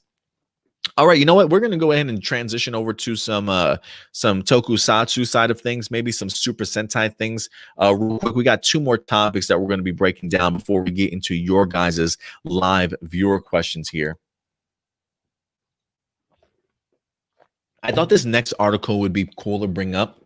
It's more of an interview because we haven't really talked about Zyuohger on here too much. So I thought it would be really cool to kind of highlight it. Plus, I think I saw something earlier this week on Twitter about this particular this actress, or at least this character that she played on Zyuohger, and I think it kind of brought it to my attention. So when I ran across this article, I thought it would be great to kind of bring up. And this is Haruka Tateishi. Again, if I butchered that name, I'm sorry. Haruka Tateishi talks about her audition process for Zyuohger. I believe she played the shark, if I'm not mistaken, in Zyuohger. But let me go ahead and actually pull up her article here, because this is actually coming to us from Tokusatsu Network. I thought they had a really great article for her here. Just talking a little bit about her audition process, because I don't feel like we hear too much about that when it comes to Super Sentai. But it says, looks back on her life and talks about her audition process. So she does go down a little about memory lane in her recent entry. Now, this was on Instagram. I think maybe she was posting some photos also. She says, looking back, I managed to get into Harada office. It's a talent agency, while I was still taking weekly lessons. I'm wondering if that's weekly lessons from like acting lessons. I was contacted for an audition for Debutsu Sentai Zyuohger. It was actually my very first audition I had ever taken after entering Harada's office. I wasn't expecting to get any audition at all, but I checked out a number of previous Super Sentai seasons. Then I went off to my audition. I remember being surprised when I received the call a few days later saying that I had passed, because I felt so sad knowing I wasn't able to apply what I had learned from my lessons. Shortly after, I went straight to fitting. I also borrowed the series Zenkaiger from my office. My senior from the agency, Shoujo Suzuki, actually appeared in that series. I remember watching the show, and it broadened my horizons. The time between my audition and filming were very short. I also cut my hair that I was growing out for the role. It was a change of pace. I considered commuting to the studio from my home, however, but the entire commute would have taken 2 hours long. The commute to and from would probably take up to 80 hours of my life in a month. So I decided to move to a place closer to the studio. I was very worried about finances and my health, but I somehow managed to concentrate on filming. Everything may have worked, and it definitely seems as though it certainly worked. That's a crazy story to me, the fact that I'm kind of wondering if when she says she managed to get into this office, she was still taking weekly classes. It was her first ever audition after she entered Harada's office. I wonder if that means this was her first audition in general. Like, I wonder if this was like first come first serve sort of thing, like, hey, you're this is your first time, and they must have really liked what she wind up doing. I just don't know if that meant that's her first time like auditioning since she was a part of this agency, or if she's auditioned in the past and maybe got some work or didn't, or whatever the case may be. So it seems as though that turnaround process for her was extremely quick. It doesn't seem as though that turnaround time from auditioning to getting the role to being thrown into fitting came very fast. Took forever. It seems as though it came pretty fast. So I would like to know just the pacing of this for her. How many days was this process? How many weeks, if months, was this process? Because I feel like when you listen to Power Rangers talk a little bit about their processing for auditions and stuff, that stuff can take a long time, right? Like waiting a couple of weeks, having to maybe go in for like 2, 3, maybe 4 auditions before you can kind of get it. But it seems as though when it comes to Haruka, this role came relatively easy for her. Whether or not she had that past experience of acting, or at least recognize anything from Super Sentai, she clearly did the work that she certainly needed to definitely get this role. So I just thought that was fascinating. I would be interested to see what the rest of the Zyuohger cast, what their experiences were like when it comes to auditions, if they were just almost like that seamless or that easy of a transition, or if some of them might have struggled, if you will. I do find it interesting in this article too, or this interview here, that she says that she didn't get the opportunity to even apply what she had learned from her lessons. So I'm trying to go back and remember Zyuohger, and I don't necessarily know if I thought she was like the strongest actor or actress on that group. I definitely felt it probably went to other people, if I'm remembering her correctly, because I do believe that she was the shark. I don't think that they really asked too much of her, because I feel like not that I'm trying to remember if she was kind of to herself a little bit. But yeah, I don't remember her truly standing out too much. Although I didn't finish Zyuohger, I think I got through maybe the first like 13 to 15 episodes of Zyuohger before I actually fell off of the series. So maybe that's a series that I should go back and revisit and see exactly how Haruka actually wind up doing in her particular role. But guys, I'm kind of curious to know what you guys think. What do you guys think about Haruka's auditioning process? How did you like Zyuohger if you've checked out that series? I definitely would love to know your guys' thoughts in the live chat or the comment section box below, ladies and gentlemen. But yeah, I just thought that was a pretty interesting topic to go ahead and talk about a little bit, just some auditioning processes of other past Power Ranger seasons, especially when it comes to ones that I've seen. I thought it would be pretty cool to go ahead and at least highlight Haruka a little bit here. But guys, again, let me go ahead and let me know your thoughts at the end of the day. And then last but not least, guys, we're going to get into some Zenkaiger cast rumors. This was highlighted on our thumbnail at the beginning. Figured it'd be nice to go ahead and round off this episode talking a little bit about Zenkaiger, as we're inching ever so closely to the premiere this upcoming March, I would assume. I believe, if I'm not mistaken, later on this week or maybe next weekend, we're supposed to be having ourselves an official cast announcement for who's going to be doing some of the voice work, who's going to be maybe under some of the costumes, if you will. And I feel like some of the rumors have already been starting up. I've seen a couple so far on Twitter, but I'm going to go ahead and present to you some rumors of the actors and actresses from the website jefusion.com. Great source for your tokusatsu news. I think they're actually even opening up a little bit more to like Marvel and DC stuff as well, but a great source for your tokusatsu information. So go ahead and check out jefusion.com, a great Japanese entertainment blog. But this comes to us from them listing a couple of rumors as to who could potentially be playing our Zenkaiger team. So take these with a grain of salt, please. Take these with a grain of salt. This is just speculation. This is just simply rumors. Nobody has confirmed anything as of right now. So let's certainly not jump the gun as of just yet. So when I go to the website here for jefusion.com for this actor and voice actor rumors, let's start off. You know what? Let's start off with Jurin. I'll leave the leader for last, but we'll start off with Jurin here. And that is in fact going to be the Kinkinoid that is in fact resembling that of the classic Megazord, if you will. According to jefusion.com, this gentleman's name is Mamoru Mayano. Mamoru Mayano as Jurin. It says he actually does the voice of Ultraman Zero. He says he also voiced Ferocious Knight D in Zuden Sentai Zyuohger. So Mamoru Mayano only has some experience when it comes to tokusatsu, clearly working as Ultraman Zero as the voice, and Ferocious Knight D in Q Ranger. So that's one of the rumors that we certainly have going as of right now. Next up, when it comes to good old Gown, Mr.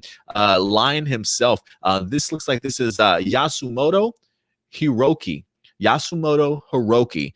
He was the voice of Chad in the Bleach anime series. Yasumoto, though, mind you, he does have a pretty big IMDb of voice acting work that he's done. The website just recognizes him as the voice of Chad in Bleach animated series, but I'm pretty sure he probably has more experience in other things when it comes to voice acting as well. But that is, in fact, Yasumoto Hiroki.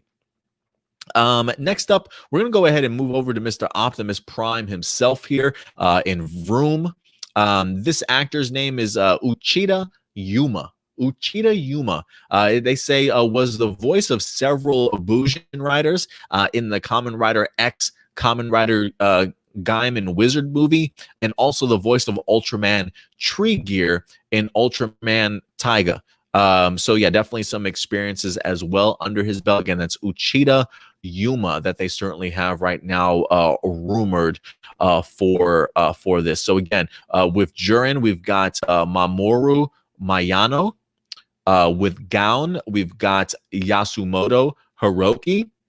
And then with Vroom, we've got Uchida Yuma. Again, these are all rumors as of right now, speculatory.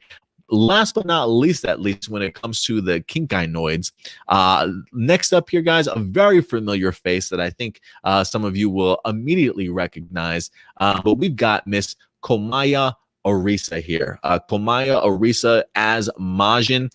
This will actually be her third major Super Sentai role. I personally know her as Yuko in Go Busters, one of my favorite seasons. Absolutely loved her, watching her grow up on that particular show. She was also in Q Ranger as well. I think she played Akiyamba on the show, but she was on Yuchi Sentai Q Ranger, so she definitely was on another Super Sentai season for sure. And trust me, she's got a huge plethora of just careers going all the way back, man, from 2012 all the way up to current. So she definitely certainly keeps herself rather busy. It seems like she might actually be a pretty big name over there, honestly. She actually was in the Kamen Rider 01 TV series for a little bit. It looks like maybe 4 or 5 episodes she actually might have been in as well. So I'm really, for me, Komaya Arisa, I'm super pumped that she's going to be back. Like, granted, I personally would love to see her on this show and not sort of just her voice or behind this costume or whatever the case may be. But I love the fact that they continue to include her in this series. She's definitely leaving an impression on a ton of people. So count me in, man. Count me in. So Komaya Arisa as Majin. So we'll see if that certainly holds up here. Out of these particular rumors. But that's not it, guys. That's not it. Those are all the voice actors that we certainly have right now. But in regards to the leader of this team and Zenkaiger himself, right now, one of the rumors that are going out there, I think there might be actually 2 maybe names that are being thrown out there, but this is the one that really jumped out at me. And that is, in fact, going to be this gentleman here, Kominami Koji as Zenkaiger. He was also seen in Mashin Sentai Kira Major as Seo's date. This is where I personally remember him from as Seo's date. I'm trying to see if I'm not even going to try and pull up a IMBD for him, but I'm going to be honest with you here, okay? First impressions are everything. And I know that this man is not his character. I absolutely know that this man is not his character. But I'm sorry. He left a bad taste in my mouth for episode 32 of Kira Major with his date with Seo. This man's a traitor. Guys, this man's a traitor, okay? He literally suckered Sina, or Seo, I should say. He literally suckered Seo. I don't want to say he suckered her into a date, but managed to get her back to his genetics lab, so he could so she could activate this Yodon plant, if you will, this Yodon seed, and kind of take over the world. And then he wants to apologize for bringing her in and getting her captured. And even Seo's like, bro, I can't believe you did this to me, man. Like, just no spine whatsoever, like no spine of a character whatsoever. And that's my impression of him. That's my impression of him. I know the actor is not the character. I'm just simply saying the last time I saw this dude on TV, he was betraying one of my Super Sentai characters, okay? Trying to sucker her in with a great date, sweet talker to have her come over, help you out a little bit because you have an ultimate plan to work with Jotunheim, because Seo had bigger balls than this guy. So that's where my despise for that character certainly comes from. So when you tell me that same guy is going to be the leader in Zenkaiger for this team, I'm immediately turned off. Like, I'm immediately turned off by this. Again, it's just personal preference. He just left a bad taste in my mouth. But you know what? Outside of that, I'm sure he's probably a fantastic actor. So we'll see what he can do. Can he take his last appearance from me as this traitorous character to becoming the leader of a Zenkaiger team? I certainly hope so. I know that they're not the same characters. I know that guy from Karamage is not going to go on and become guys. Like, I totally get that. I'm just simply saying he left a bad taste in my mouth last time I saw him. So I definitely hope that he redeems himself for me in my eyes, and really does a fantastic job as Zenkaiger, if this certainly holds up to certainly be true. I mean, I guess if anything, that certainly would tell me that that he's more than capable of having a pretty broad range of acting, right? He can kind of do a little bit of everything, if you kind of want to look at it in a different perspective, if you will. So we'll see, guys. We'll see. I think the characters coming together seem pretty interesting. I'm already excited for this series. Like, I don't know if there's anything else Zenkaiger can do to get me more pumped besides showing me more photos, just to kind of get me to that point of just about to explode, because I'm just so hyped for this. So I don't think Zenkaiger can do anything else, to be perfectly honest with you. So I'm just ready for it, man. It would be great to hopefully get the actual cast announcements. Hopefully we'll get them here within the next week. We may even get ourselves a nice little TV spot or TV trailer to kind of tease us of what's to come. So I'm keeping my fingers crossed, guys. But again, these are just speculatives. Again, hashtag grain of salt when it comes to these rumored actors and voice actors. Do you like the sound of some of them? Do you think that they've got the experience to certainly go ahead and do this job? I'm kind of curious to know what you guys think out of the cast that we've gone ahead and announced for you guys. But we want to know your thoughts, though. Do you think this will hold up? Do you think they have a different cast and crew in mind? Who's to say next week it's just a completely different list of people? But I just thought it was interesting that JEFusion.com certainly had this up here. But again, just rumors, guys. Don't take this as the Bible, all right? But yeah, I thought that was pretty neat to go ahead and talk about a little bit today. But now that that's wrapped up, ladies and gentlemen, let's go ahead and wrap up this show with your live viewer questions. I'm kind of curious to know who we've got or how many people we've got up in the house here today. But let's go ahead and see. Let me go ahead and pull up these questions. I am going to start off with Facebook because I know Johnny loves to send his questions over to Facebook before anything. So just to make sure that I don't miss out on those questions, let me get you here, Johnny. 3 questions. He says, hey, Adam, what do you think of the limited edition MMPR comic hardcover starter, Kickstarter? Do you think after the Kickstarter, they would sell them online like Amazon or at New York City Comic-Con exclusive? Yeah, I think if anything, eventually they'll become more widespread available. I think it's neat. I mean, you know, I don't have $500 to just drop on all 6 of the hardcovers, but if I did have the money, I certainly would buy them. I think the artwork is just gorgeous, whether it's just the hardcover, whether it's the slip-on hardcover or the extra slip-on cover. I have no idea, but it looks damn impressive. I wish I could have the whole team myself personally, but I can't. But no, so I definitely will pledge. And certainly put in my funds for it for sure. But yeah, Boom Studios has got to be impressed. Got to be impressed. They blew out their money. You know what? I want to see something real quick, because I kind of made a little bit of a jab at Legends of the White Dragon. I don't remember how much money did they make on their Kickstarter. Granted, guys, I do know they're two completely different things. One's a show, one's a so they've got listen. They've got 5,259 backers. And overall, they have managed to make just over $500,000, $508,000, to be perfectly honest with you. That's crazy. That's crazy to me. Just think of the equivalence here, guys. The fact that on 750 plus pledges, Boom Studios has made almost $400,000, whereas Legend of the White Dragon had to have 5,000 backers to get to $508,000. That's crazy. Granted, I think the tiers certainly are significantly different in price, but trust me, there are pledges of $1,000 or more here, pledging 2,500, pledging 5,000. So a ton of backers. People clearly want to see this. Man, that's crazy. That's crazy. All the money that people are willing to spend. But maybe if I had that type of money to spend too on things that I love, I would be all for it also, man. That's crazy.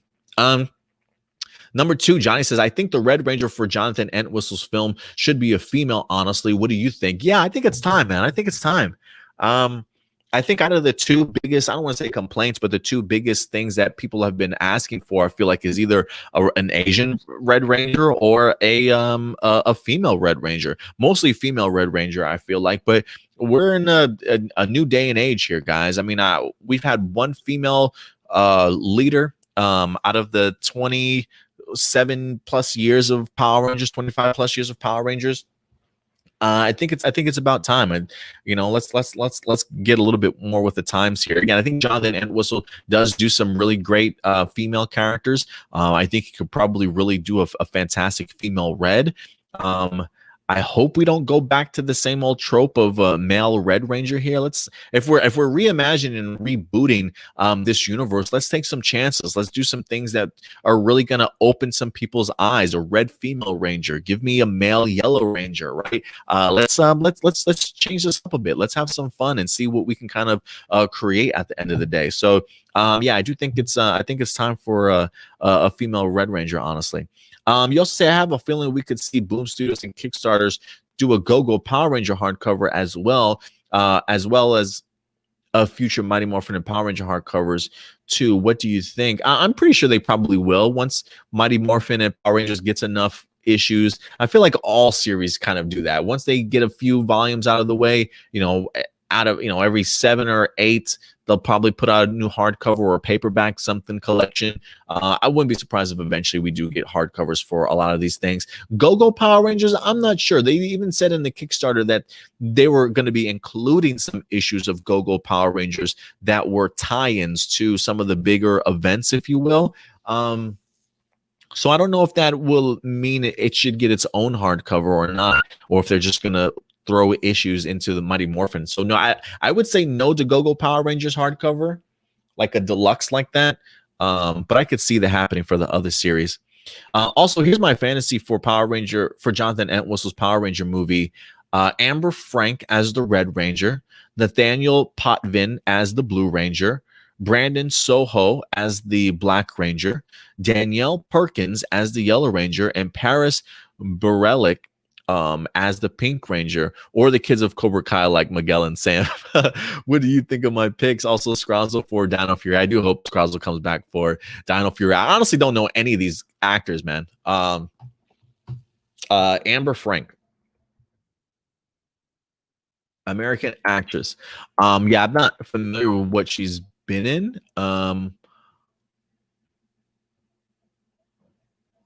She's been on some Nickelodeon shows. So yeah, man, I mean, hey, if you like them, Johnny, that's all that matters, man. I'm not too familiar with everybody's actors that they Nathaniel Potvin. Who's Nathaniel Potvin? Oh, I've seen him before. Okay, yeah, I'd be totally down with Nathaniel for sure. Yeah, I have seen Nathaniel. Mech 4, that's where I've seen him from. Yes, I remember checking out the first couple of episodes of Mech X4, and I thought he was a really great actor. I really do like his range. I love that one. So yes, definitely, John. Like if I had to replace anybody, Nathaniel Potvin would probably be on that hey bro, tag me in. You know what I'm saying? Let's see here. Brandon Soho. I've seen his face. I just don't know. Tropic Thunder. I could see Brandon Soho also. He's 25 years old, but I do think he could probably have that young kid face. So I could see that. I'm just not too familiar with his work specifically. Daniela Perkins. Who's this? Daniela Perkins. Yeah, I don't know Daniela Perkins either. She does remind me of the other actress from I'm Not Okay With This. There was another black actress that I honestly was contemplating even putting in here, but that's who Daniela Perkins sort of reminds me of when I look at her just visually. Just who she reminds me of. Paris Berlick. Who is that? Oh, I've never seen her before. Disney XD series, Mighty Med. I mean, I like them. They seem like they're all pretty solid, man. Lab Rats Elite Force. She has a cutie too. Elite Force, Hubie, Halloween. Yeah, I'm definitely not familiar with her work, but certainly young enough to certainly be a Power Ranger, especially just looks. There's some people that are like 24, 25 because she's 22, 24, 25 that just looks like they're still babies. You know what I mean? Like, damn, how do you still look so young? So, look, Johnny, I will say this, man. I'm not too familiar with your cast's experience, but like just visually, just looking at them, I can see them pulling off a pretty interesting team. So yeah, why not, Johnny? If those are the people that you want, man, more power to you, bro. More power to you. Let's see here. What else we got? Isaiah just says hi. What's up, Isaiah? All right, let me go ahead and pull up these. Go to our email account here. Oh, we got a few posts today, guys. A few comments today. This should be fun. Jessica Friedman. Going back from like last week too, has Nick set a premiere date for Dino Fury and most of the Power Rangers leaving Netflix? Do you think Hasbro will start their own streaming app? Oh, okay. I don't believe that they set a date yet for Dino Fury. I'm assuming March, but I could be just utterly wrong. I have no idea. But no, I don't believe Nick has set an actual date as of yet. I still need to remove this damn Beast Morphers. No spoilers, please, off of this live viewer questions overlay. As far as do I think Hasbro will start their own streaming app?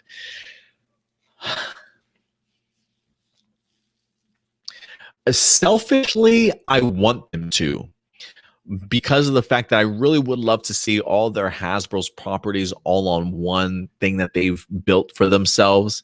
I really, truly would love to see that. That is a wish of mine. Do I think it's going to happen, though?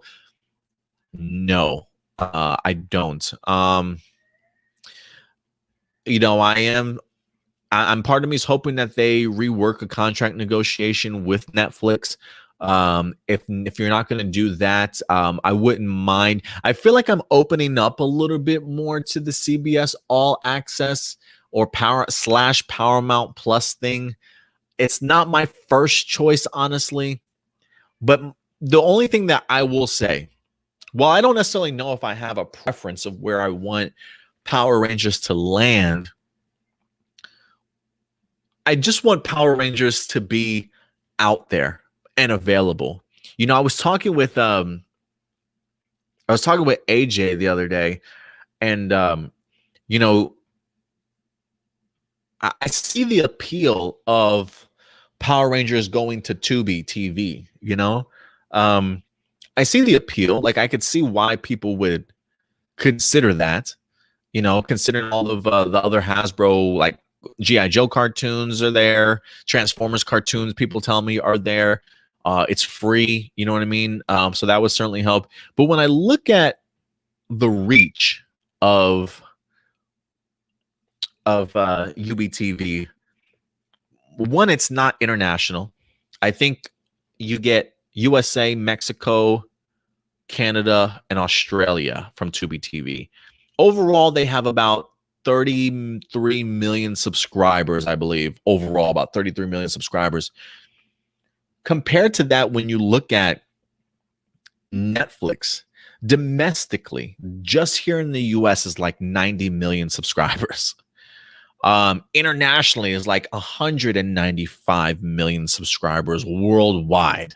Like, to me, that's a huge drop off, right? That's a huge drop off. So I'm very much in the realm of the more eyes, the merrier. It's important to keep your franchise out in public view. You know, I mean, it could be a case of, you know, if you want to look at it from a negative standpoint, maybe Hasbro wants all of its attention to be on MMPR and the more current seasons of Power Rangers, because I wouldn't be surprised if we still have to wait for Beast Morpher the second half of season 2 on Netflix.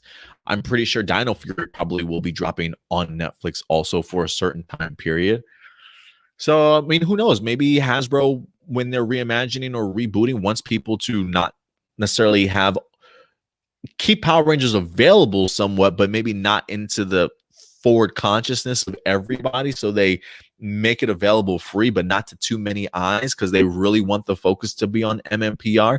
That's if you want to look at it in that sort of in that sort of negative kind of scope, if you will, or if you feel Hasbro has potential plans, right? Maybe they could be renegotiating and eventually put it someplace else. My thing is, I just want eyes on it. The more eyes, the merrier. So if anything, I would love to see them bring that stuff back, whether that be renegotiating a contract, whoever's going to put your show in front of millions of people, hopefully an international base, I think would certainly go a long way. So, you know, whether that be Paramount Plus, Amazon, Hulu, Netflix, wherever the case may be, I don't really have a preference.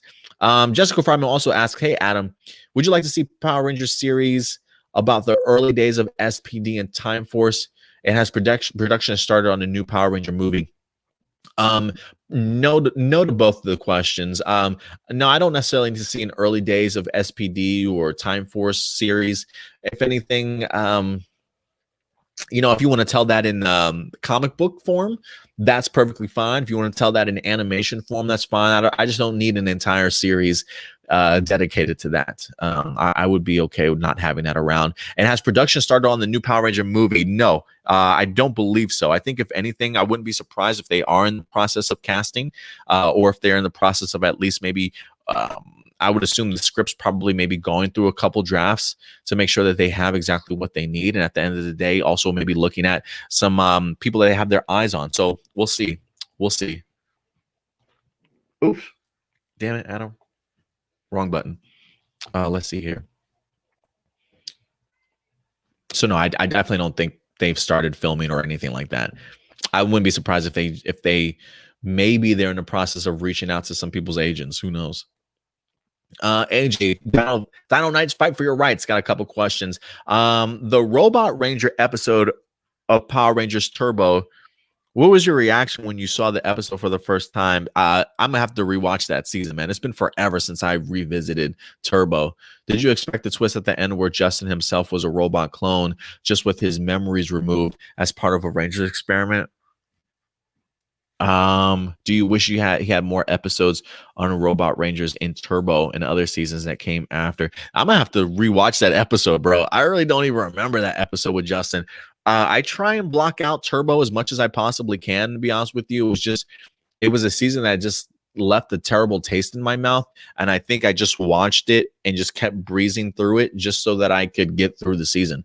Like Cassie and TJ were like some of the things that really stood out to me or jumped out at me for that season, but that's really about it, man. I try and draw a completely blank part in my memory data banks when I talk about Turbo.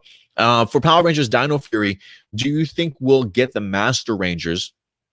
And even if they aren't played by original Power Ranger actors, considering the show's already filming season 2, I do think that we will get some sort of mentors. Whether or not that be the actual original cast, like you said, right? I mean, Simon Bennett has kind of done his best to halt sort of any high expectations that people might have from Dino Fury about cameos and team up. So I am glad that he's come out already and advised that because of the climate that we live in with the pandemic and COVID, it might be nearly impossible for them to do that. So I'm not keeping my expectations high. I will keep my fingers crossed that we do get some surprises like cameos and things like that. But even if they don't get the original Rangers, I do hope that there is some level of mentorship for this season.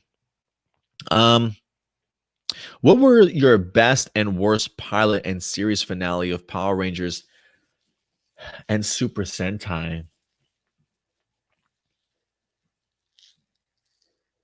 For me, one of the worst right off the bat is Samurai, just because of the fact that Samurai, at least that first episode, is very much just cut, paste, and just cut, copy, paste from Zenkaiger.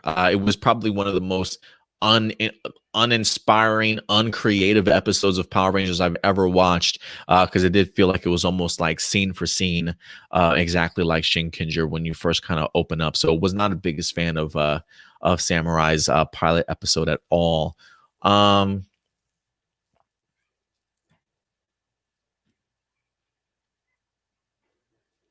I feel like they had some great series finales, man. Like, even though I wasn't the biggest fan of Lost Galaxy, I did love the Lost Galaxy series finale. I thought that was incredible. My best is probably another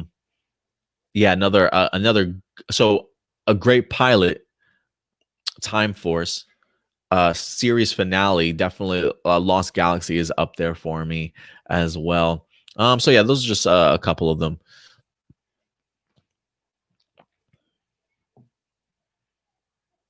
Randy, what's up, Randy?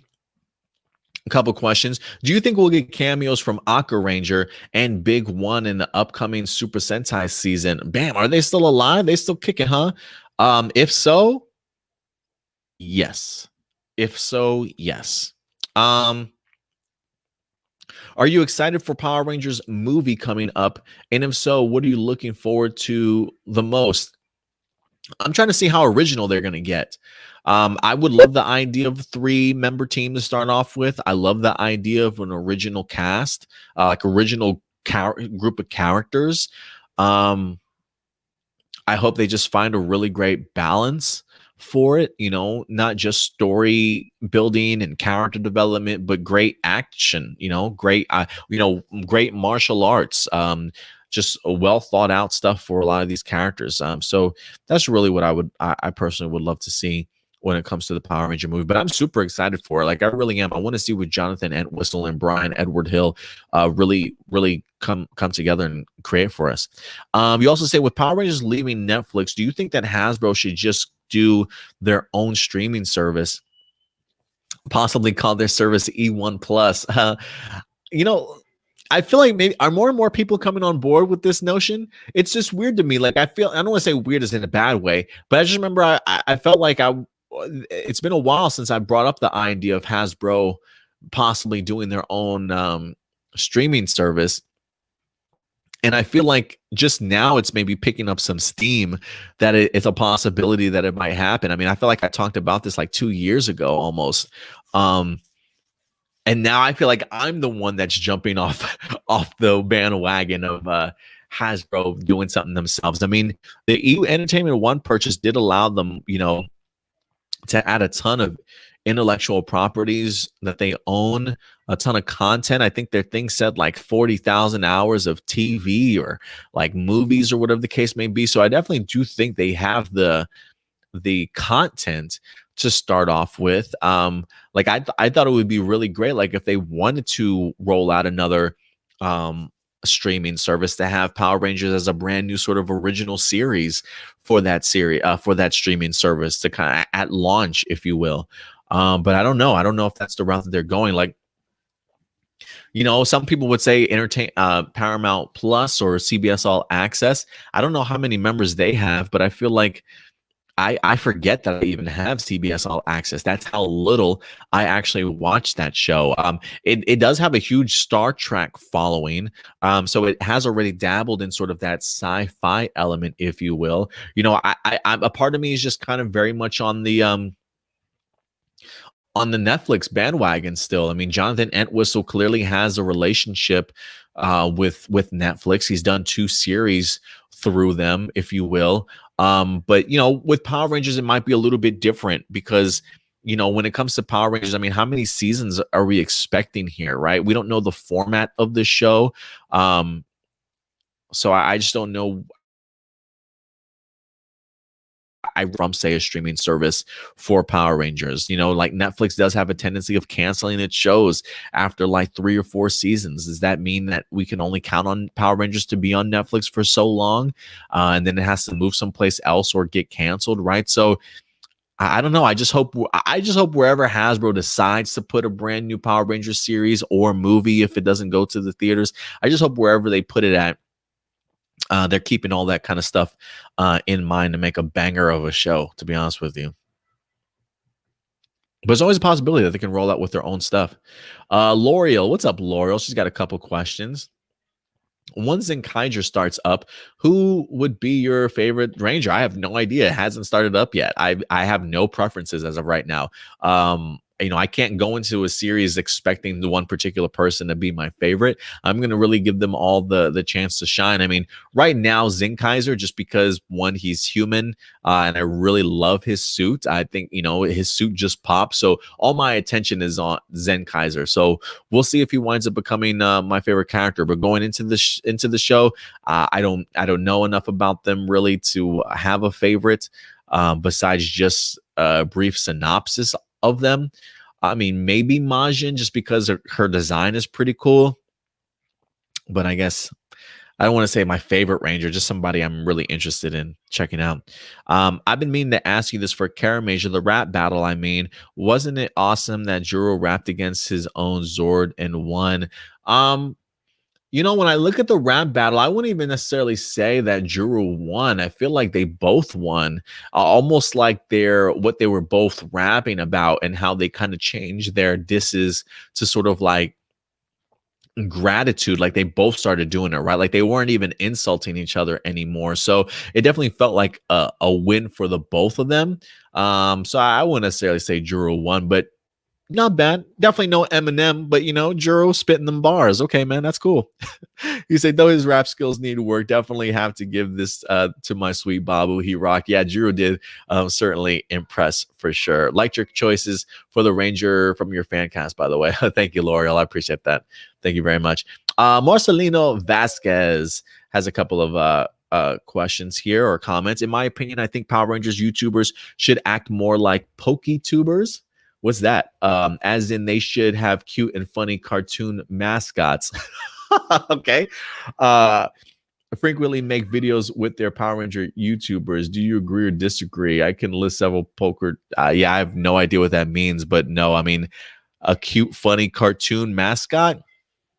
I don't think I need one. I think my hair is a mascot in its own right for this show. So I don't necessarily need one. So no, I don't think everybody needs to. But if that's your preference, Marcelino, more power to you, man. More power to you. I just hope that doesn't stop you from watching YouTubers. Like if they don't have a cute, funny mascot, I hope that doesn't immediately turn you off and you stop watching some of these YouTubers, because I think there's more value in the content that they actually provide than the cute, funny mascots that they have representing sort of their channel. But so no, I don't. I think Pokemon works well because of the fact that they do have animals that they are attached to. I mean, if people want to make like cute little Zords, I mean that's more than fine. But I just think that's keep that for Pokemon. Keep that for Pokemon. Writer, producer, director of SPD, Greg Arnowitz, had originally planned to have a full-time female Red Ranger from start to finish, not counting A Squad, but Disney said no because they thought that since Power Rangers was a boy show, having a female Red Ranger full-time wouldn't help with the toy sales. If you want to learn more, match the numerous Power Ranger Morphicon conventions he's been in. What are your thoughts on that?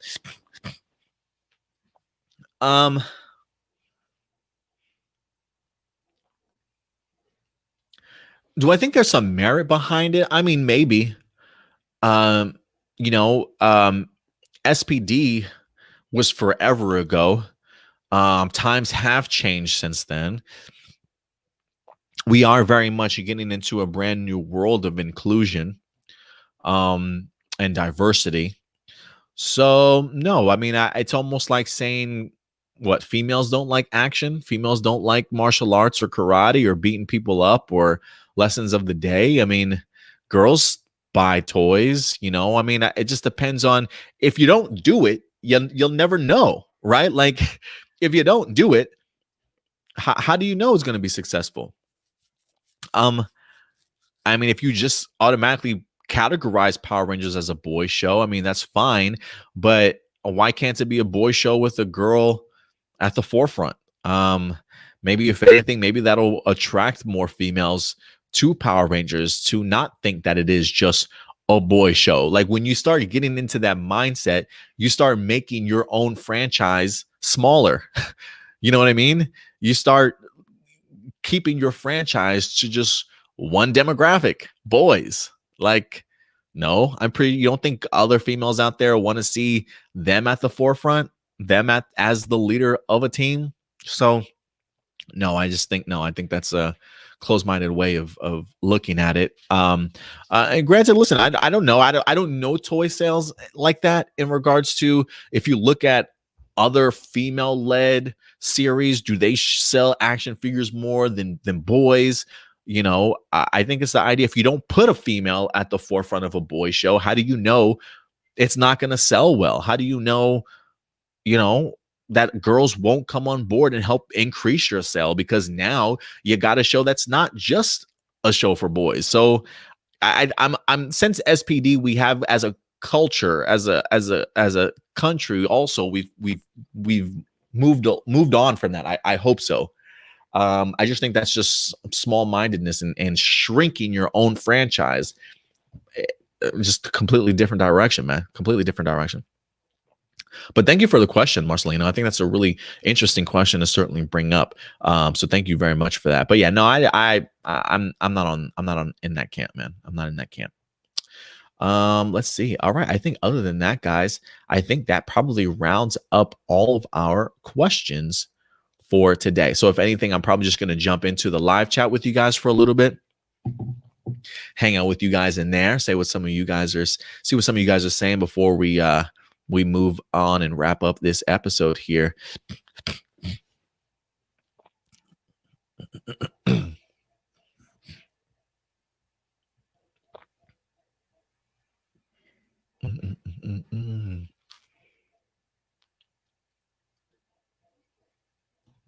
Red is not a flavor. What are the odds of getting a thicker, bigger weight ranger? I know Sentai had a couple big guys in there before. Yeah, no, you're absolutely right. Red is not a flavor. I would be interested to see if they get themselves a bigger, like huskier guy up in there as a ranger or something like that with some meat on his bones. You know what I mean? Like I would be fascinated to see how they if they ever kind of went that route. But you're definitely not wrong. Red is not a flavor.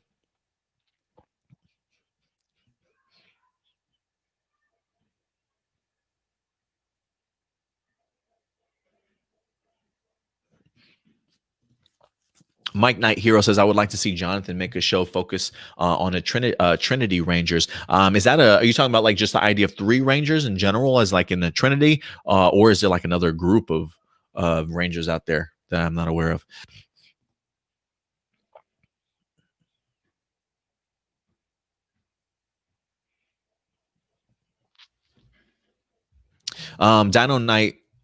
Dino Fury Keys says, according to Power Rangers, Power Morphicon 2018, the 2017 reboot was non-union.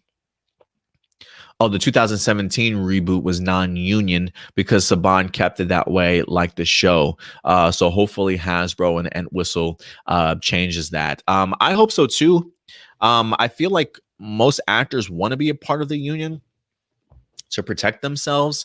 So I'm keeping my fingers crossed that Hasbro and Entwistle do change that. I do think it opens up just the realm of possibilities as to who you can have on your show or in your movie.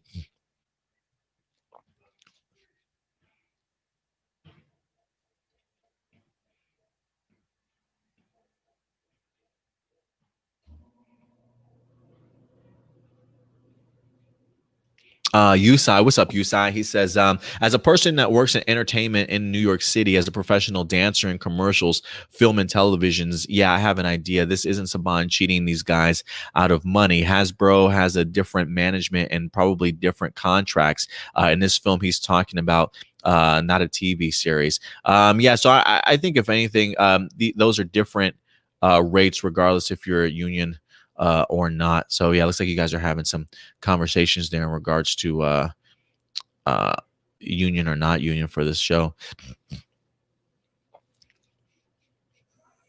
Mm-mm-mm-mm-mm. Mm-mm-mm.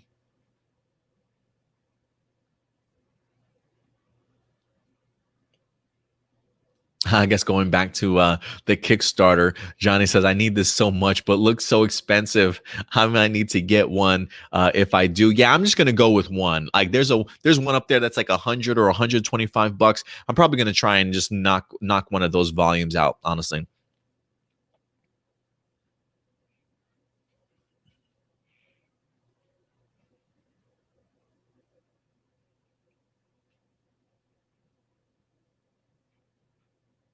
Hey, Cindy, the girlfriend's in here. Hello, what's up? What up, girl? Nah, I'm gonna go over there later this weekend. I got well, actually later on today, I got my see my counselor after this. I think I have my meeting at like 3:30. What time is it? Oh, it's 2. Okay, I got some time. I got some time.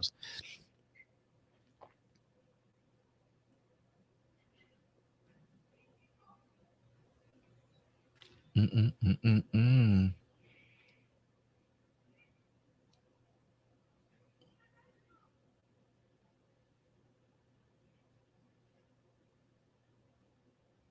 Mm-mm-mm-mm-mm. I don't know if you're talking about the budget here. He says, looks like most movies of E1 got a $30 million budget with TV movies of less than 3 million. Now, I think they're probably definitely going to put more money towards that. That's like Hasbro already puts more to that towards Beast Morphers. Like they literally donated Beast. But what did they do? They gave them like 22 million, I think. 20 million for Beast Morphers season 1, 22 million for Beast Morphers season 2 for a show. So no, I'm pretty sure they'll spend more money. Noah says, out of 10, how sad are you for Power Rangers not using Super Sentai after Dino Fury? Out of 10, I'm probably five maybe. I'm kind of right in the middle. I can take it either way, you know. Like for me, a 5 because of the fact there is a part of me that's going to be bummed or sad about it, you know, because I do love that anticipation building to see what the next adaptation is going to be for Power Rangers. And that's great. That's fun for me. But I've always felt that the adaptation aspect of things is always what has I don't want to say has always been the main reason, but it's been a part of the reason as to why I don't think Power Rangers is as big as it is anymore. I've been ready for some originality for quite some time. People getting ready to push the envelope. So if that means not having that Super Sentai footage as a crutch to fall back on and adapt from, there's a lot of eagerness of me to see what they can do without it as well. So I'm kind of in the middle, man. There is a sadness, but I don't know if it's as big of a sadness as others. But for me, again, it's just the idea of missing that anticipation of as a Power Ranger fan. Ooh, what are they gonna do this year, right? How are they gonna switch this out? It's probably that for me. So that's probably a 5. So that leaves me at like a 5. Yusai says, "Oh, I don't want Kara Major to end. Zenkaiger is going to have huge shoes to fill, but it's if it's half as good of an anniversary series as Gokaiger, then I could rock with it." Yeah, I'm the same way with you, Yusai. I really don't want Kara Major to end. Kara Major just has this perfect mood about it. It just knows what it wants to be. It doesn't take itself too seriously, too lighthearted. It's just really well balanced with some great performances and cast members. Honestly, so yeah, definitely Care Measures a season that I don't want to see end. But yeah, I'm here for Zenkaiger regardless. I'm super pumped for it. But yeah, I definitely don't want to see Care Measure end. Doomsday says Haruka was an awesome Zyuohger shark. I'm glad you liked her, Doomsday. From what the episodes that I do remember, I did like her as well. Amu. No, I'm pretty sure she was a shark. I'm pretty sure Haruka was Amu the shark. Am I? Hold on. You got me questioning myself now.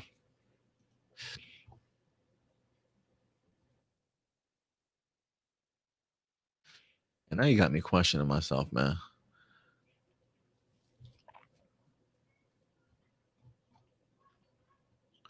Cast.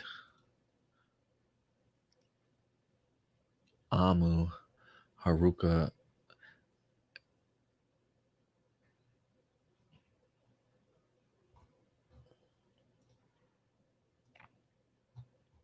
Zyuohger Amu. Oh, okay, so that's not her then. Yeah, I'm thinking who was the shark then? Yeah, I'll figure that out, Matthew. But I know who you're talking about now. But yeah, no, that's not who I was talking about. She plays the shark. Didn't she play the shark? Is that not her? She played the tiger? Man, she doesn't even look like that picture to me. Let's see here. Matthew says, I love Zyuohger. I still remember it as one of my favorites. Yeah, maybe I have to go ahead and check it out. What's up, Frankie? Frankie coming through. Good to see you, Frankie.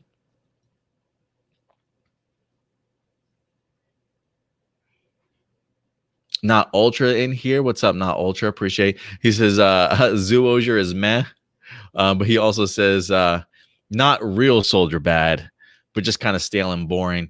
Yeah, I'll have to revisit it. Definitely. I do remember it not being as bad as Real Soldier, though.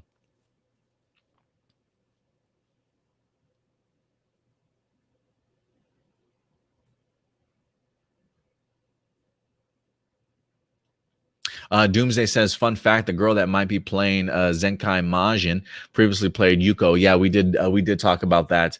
Komaya Arisa. Yeah, she played very she seems as though her career is taken off for her after Go Busters for sure. So if that does hold up, I'm glad that she's gonna be back.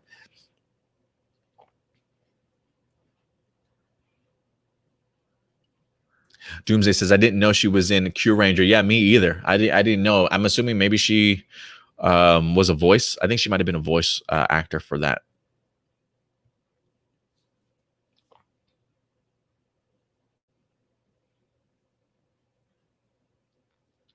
Dino Fury does say, I love that Super Sentai reuses actors no matter if they're in a big part of a series or a small role. Yeah, Power Rangers tends to do that a little bit, right? I mean, we definitely do have a lot of familiar faces that tend to come back in bigger or smaller roles, sort of like that from time to time. Blossom said that guy playing Seo's so-called boyfriend, he's such a dingus. Yeah, that's how I felt too, Blossom, when they said he could potentially be up for Zenkaiger. I was like, that dingus? No. He just left a bad taste in my mouth from his last performance. Again, I know that the actor's not the character himself, but man, he played a cowardly asshole. So I'm like, no, I don't want this dude anywhere near my my Zenkaiger.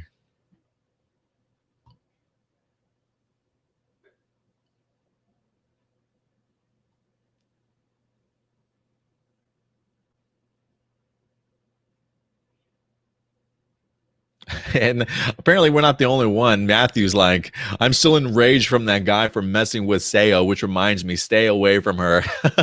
Yeah, he doesn't want him coming around Sayo at all, or Super Sentai for that matter.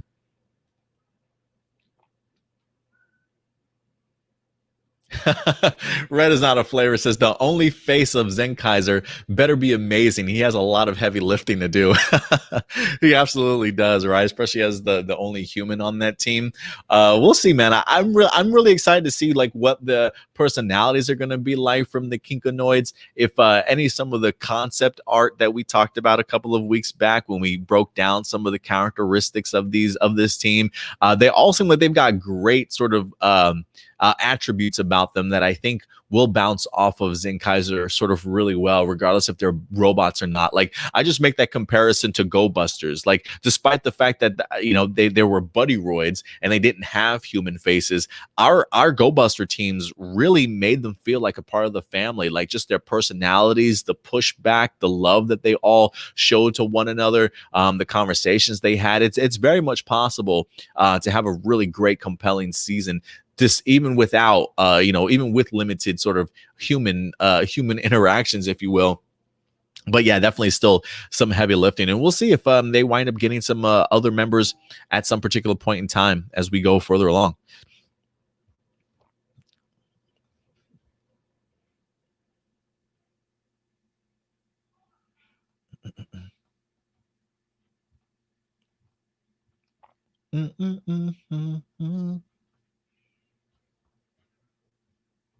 Let's see here.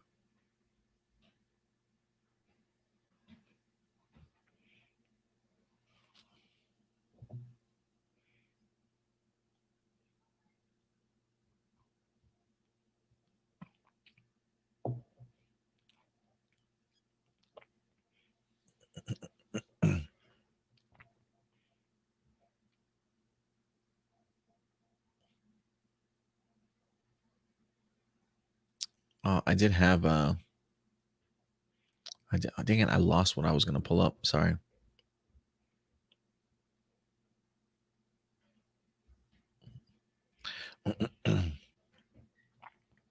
Power Ranger area says, I don't want to see any of the stuff. I'm tired of I don't want to see any of that stuff. I'm tired of that, but it took off for a hot minute. Oh, you know what? I don't know what that conversation is you guys started. Matthew says, I think that was the point of the rapping episode. All going back to Kara basically a rap battle, only gratitude instead of disses. Yeah, they kind of flipped the script on the rap battle too, to the point to where even the MC who was judging it was like, yeah, bro, you lost. They know what they're talking about. Gratitude wins out.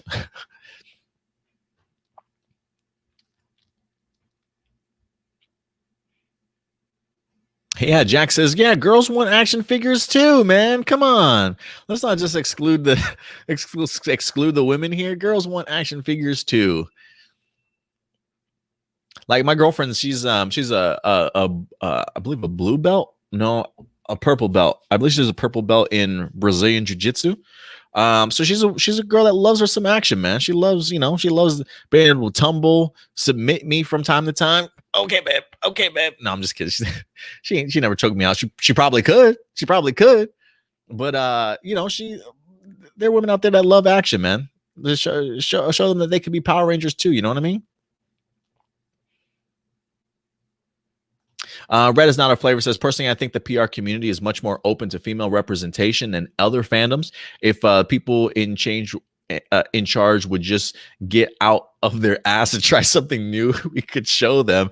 Yeah, man, that's what I'm saying. Let's, open it up, man. Open it up. Show that women can be leaders of Power Ranger teams. I mean, we've hinted at, we've already seen it with Jen from Time Force. If you ask me, if Jen wind up getting more marketing and more push forward than anything, I think that would probably open up the realms a little bit too. I think Jen is a great character for them to. Somebody call up Erin Cahill. Somebody call her up and be like, hey, we want to bring you back in here as Jen. I just think Jen would have been a really great person to like just push to the forefront of Power Rangers 2 when you had that opportunity, and they didn't. I mean, granted, she still has a pivotal role like in Power Rangers. Like everybody honestly really respects Jen as a Pink Ranger and as a leader, and I think that says something. I think there's a need for it. Midwest says, by taking most of PR off Netflix, I feel like it's ignoring years of continuity. I don't want to say it's necessarily ignoring years of continuity because we don't know the reasons why they were pulled, right? If we find out that Hasbro pulled them because of that, because they didn't want those other series to get the shine, then I could definitely understand that. But I don't know if the licensing agreements just ran out, right? We don't know if Hasbro has plans with Netflix to renegotiate some deals. Like, hey, man, we've got a couple seasons that we want to go ahead and pitch to you. But if we do this, we kind of want to rework the contracts for some of these other Power Ranger series that we kind of have with you, right? So maybe they come back, maybe they don't. We don't really know. So I don't want to say it's them ignoring years of continuity because we don't really know what their intentions are. It feels, there are moments, trust me when I tell you, Midwest, that it certainly feels that way. It definitely feels that way. I mean, we know their love for MMPR, and I'm not mad at Hasbro for loving MMPR. I get it. When you need to get Power Rangers to become successful again or bigger than what it already is, while you definitely do need to pay attention to the fandom, you definitely do need to make it presentable to a whole new hordes of people, right? That may not be familiar so much with 25 plus years of continuity, that the only ones that they certainly recognize are Mighty Morphin Power Rangers, because that's what the general public connects Power Rangers with. When you say Power Rangers out in, if you go out into the middle of a street, Power Rangers, I'm pretty sure the majority of people's mindset will automatically go to Mighty Morphin Power Rangers. So who knows what the intention is here in Midwest, but I do want those years of continuity to be back, to be either back on Netflix or just someplace with an international base where people can still see it. Because I do think it's especially if you're trying to grow your franchise, I think it's important to keep the past out there for people. If they want to come on board, they certainly can. But it's a touchy subject though, Midwest. I mean, I wouldn't want to be Hasbro. Like, I wouldn't want to be Hasbro to have to make kind of these decisions on what's out there and what's not, right? I mean, here's another perspective, right?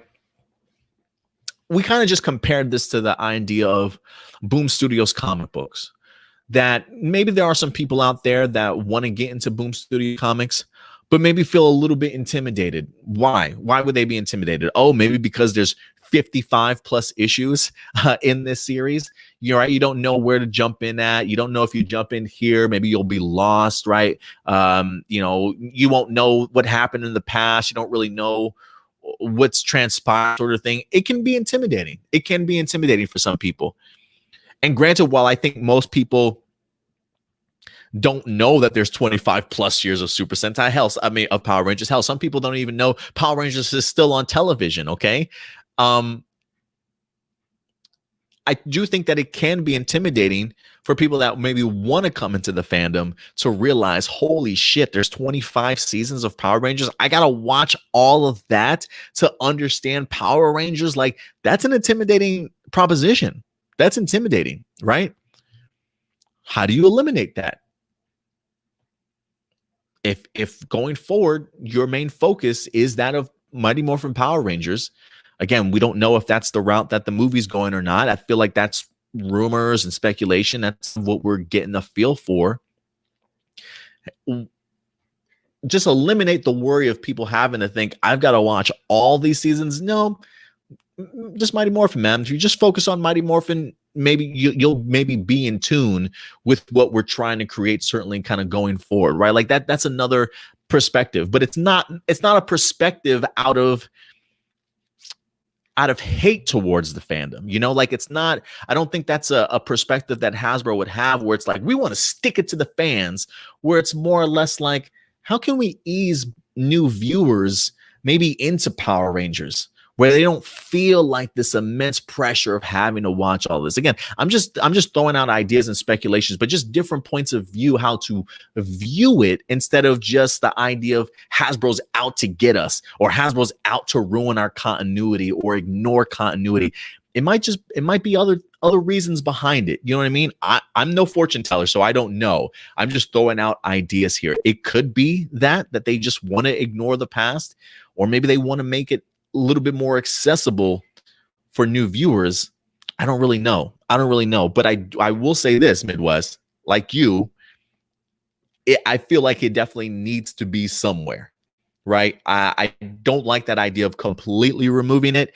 If you're going to remove it, at least put it someplace else where people can easily access that stuff, you know, because I do think that it is important, because some people like me maybe want to go back and watch all those Power Ranger stuff, regardless if there is connections to the new rebooted or reimagined universe or not. Some people just like that kind of history in the past and they want to dive into that. So I do think that it's important to stick around. But again, we just have to be mindful that we don't know the motivations behind why they were removed. So I don't want to harp on Hasbro too hard, because we don't really know what their full scope and scale of their plan is, or if they plan on coming back at any point in time.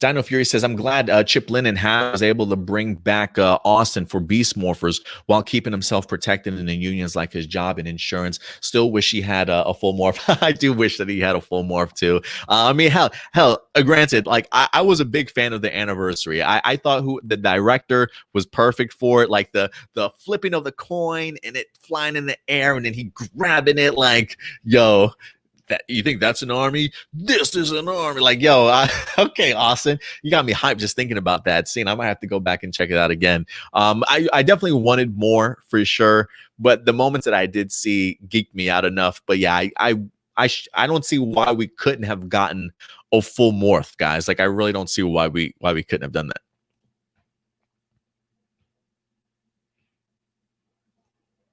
Jay Vision, what's up, Jay Vision? I'm so glad we're about to have an all original footage seasons. I'm keeping my fingers crossed too, Jay Vision. That feels like that's where the momentum is. Who knows if Toe's still attached? I personally am not leaning towards that way. I could certainly be wrong in regards to it. I do think Hasbro is certainly going to be giving us an all original footage season at some particular point in time.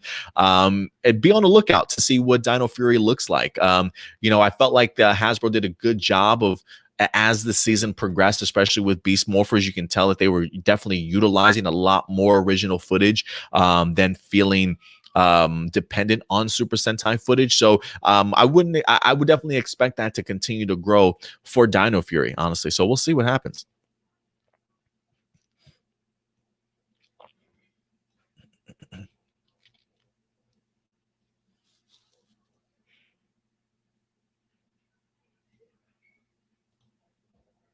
Noah, what's up, Noah? Why do I think most people in the fandom was attacking the eye for reporting on it? The eye, I'm assuming, are you talking about the Illuminati? Are you talking about something else? I mean, most people are, I feel like they just like attacking stuff that they just don't agree with.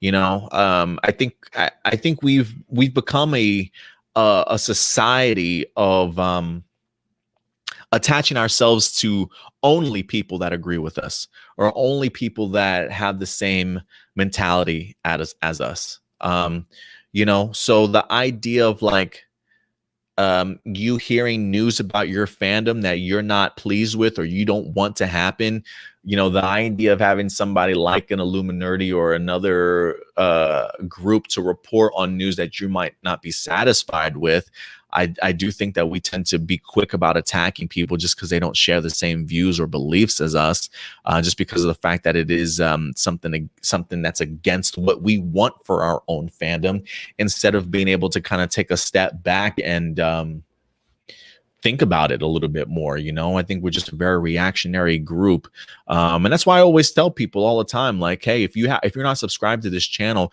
I would never ask you to stop watching the people that you watch. If anything, I would challenge you to open up your horizons and bring in more voices to your Power Ranger fandom to kind of see different points of view and different perspectives of people. But we fall back on just attacking things that just that we just don't agree with, instead of giving those stories some room to breathe and seeing what happens. I think I just attacking is just as immature of a mentality processes I think you can get. I don't think anybody should be attacking anything just because they're reporting on something that you don't agree with. I think the idea of attacking somebody is just cowardly and just shows your level of uneducatedness, I guess. It just doesn't make any sense to me. So regardless if the article turns out to be true or right or anything like that, I don't think we should be knocking anybody, knocking other people for what they're trying to do.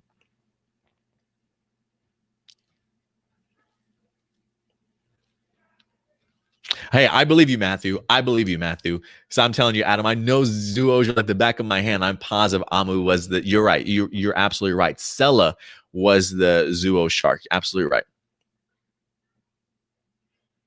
Manny, what's up, Manny? Coming through. Appreciate seeing you here, man.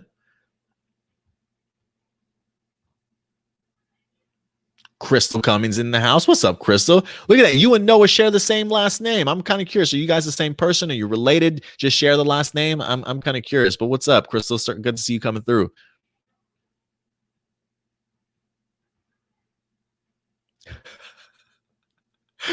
Dino Fury Key says Adam loves his water. He needs to open up a store for water or ice, please.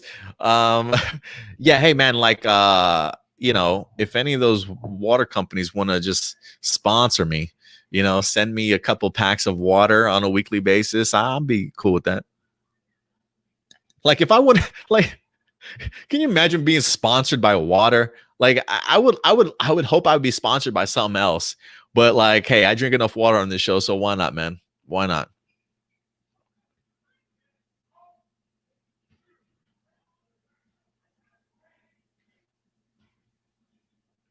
Ooh, Dino Fury. First off, Dino Fury, I love this question. Would you like if Dino Fury or whatever comes after allows its Rangers to be able to swap morphers, even if it's not adapting Tokuja? That would be cool and unique for Power Rangers. That would be cool and unique for Power Rangers. I would be completely on board with that because I honestly, when I watched Tokuja, I had so much fun with the changing lines that they wind up having and being able to swap out the different trains. I mean, you literally can have an episode where everybody at some point in time is a different color before being reverted back to their regular. I think that's cool. I really do love that concept and idea. So yes, bring it on board.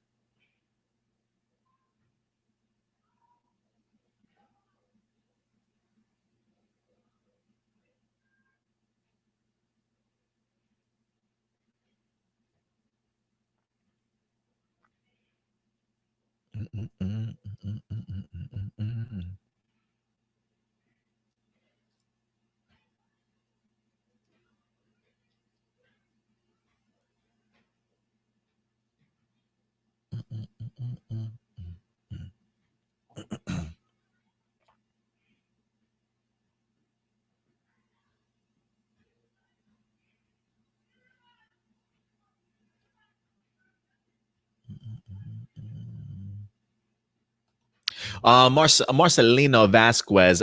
To me, the Illuminati doesn't respect other people's opinions and doesn't try to understand why the other side disagrees. You know, I definitely support the Illuminati for sure, Marcelino. But I trust me when I say, the one thing I love about my channel here, man, is that's the one thing I always tell people is like, if you are looking for a safe haven, a safe home to voice your opinion, sort of thing, regardless of the fact if I agree or not, which I will tell you if I agree or not, but I will give you a platform to certainly have your opinion be heard. And whether I agree with it or not, I always respect the idea that anybody's willing to speak up and put their thoughts out there for the most part. That's why I try not to attack people. I may not agree with them, and we may get into hotly sort of debated topics, but I certainly will never do my part in making you feel sort of disrespected or like you didn't have the opportunity to voice yourself. When it comes to Illuminati, I don't really know how they interact so much with their fans. You know, I've had a couple of interactions with them on maybe a few of their shows, maybe a couple of DMs with Joe, and you know, just kind of talking back and forth a little bit. They seem like they're pretty cool people from what I can gather. But I haven't really sat down and like watched an entire conversation that they have with fans or seen like their Twitter responses or anything like that. So I really don't know too much in regards to that, Marcelino, for sure. So I think everybody, for the most part, needs to respect other people's opinions too, right? I mean, you also have to understand it from the Illuminati sort of point of view that, if they, you know, they clearly do have sources that are on the inside, right? So they clearly know things sometimes, not all the time, but they clearly do know things sometimes ahead of what the fan base might, right? So they might certainly have a different perspective about it. So they may know exactly what's coming or what's true or what's not true. And then maybe when they hear other people's opinions, because of the fact that they are closer to those sources than we certainly are, maybe they come across a little bit more definitive or more, you know, more assured of themselves and their responses because of the fact that they have knowledge that maybe other people don't necessarily have, right? So maybe that could be one of the reasons maybe they come across that way sometimes. I don't know. I've never really felt that they've kind of come across that way, but that's to me. That's just to me. So I'm sure everybody's experiences are certainly going to be a little bit different. I mean, I still don't like the idea of like attacking anybody, regardless of what story they're kind of breaking. I just think that as people, we need to be better about how we respond to other people. So, you know, we'll see what happens, Marcelino. But I get it. I mean, I definitely get it. I haven't seen it personally, but not everybody's gonna like the Illuminati, and that's fine. Not everybody needs to. But the one thing that I would say is that let's all treat each other with respect, regardless if you agree with somebody, some of their news articles or their opinions, whether they agree with yours or not. I think the mutual thing out of this is respect, because while you might feel that way, Marcelino, right? Trust me when I say that there are other people that just can't handle that type of stuff, and will constantly badger and talk down to somebody, regardless. So, you know, it's interesting.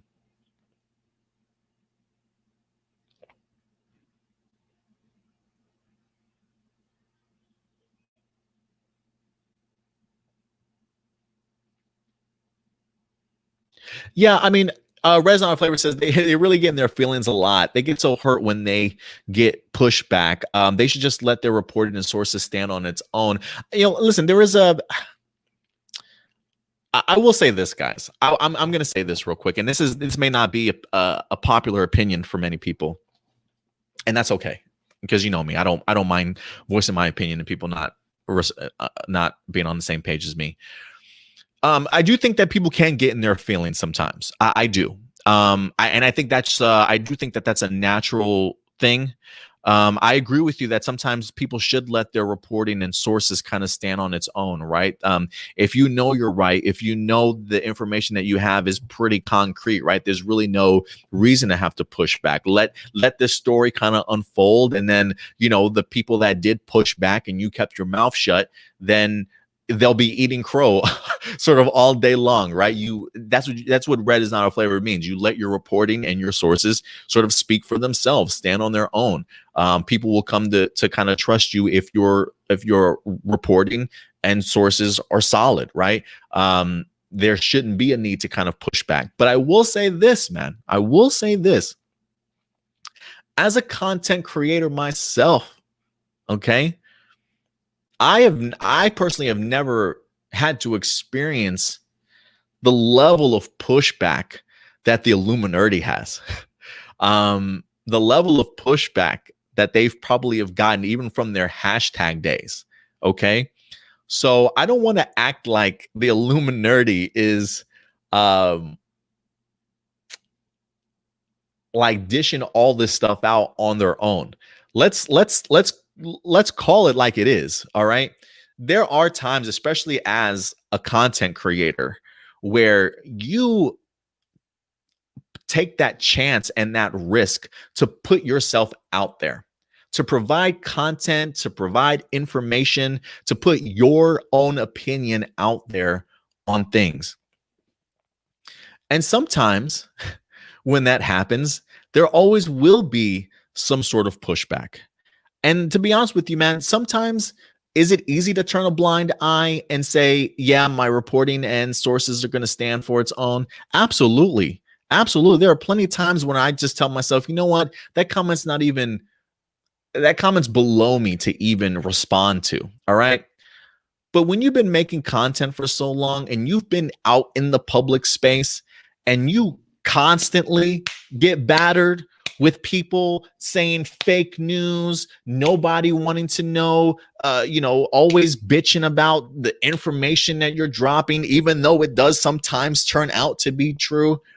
Sometimes, man, you know what? When you have that pushback, sometimes you got to open your mouth and push back yourself. Again, this is both ways. This is let's be honest here, okay? Let's just put it all out there. No one side is completely innocent in this. So let's not act like it's all the Illuminati, all right?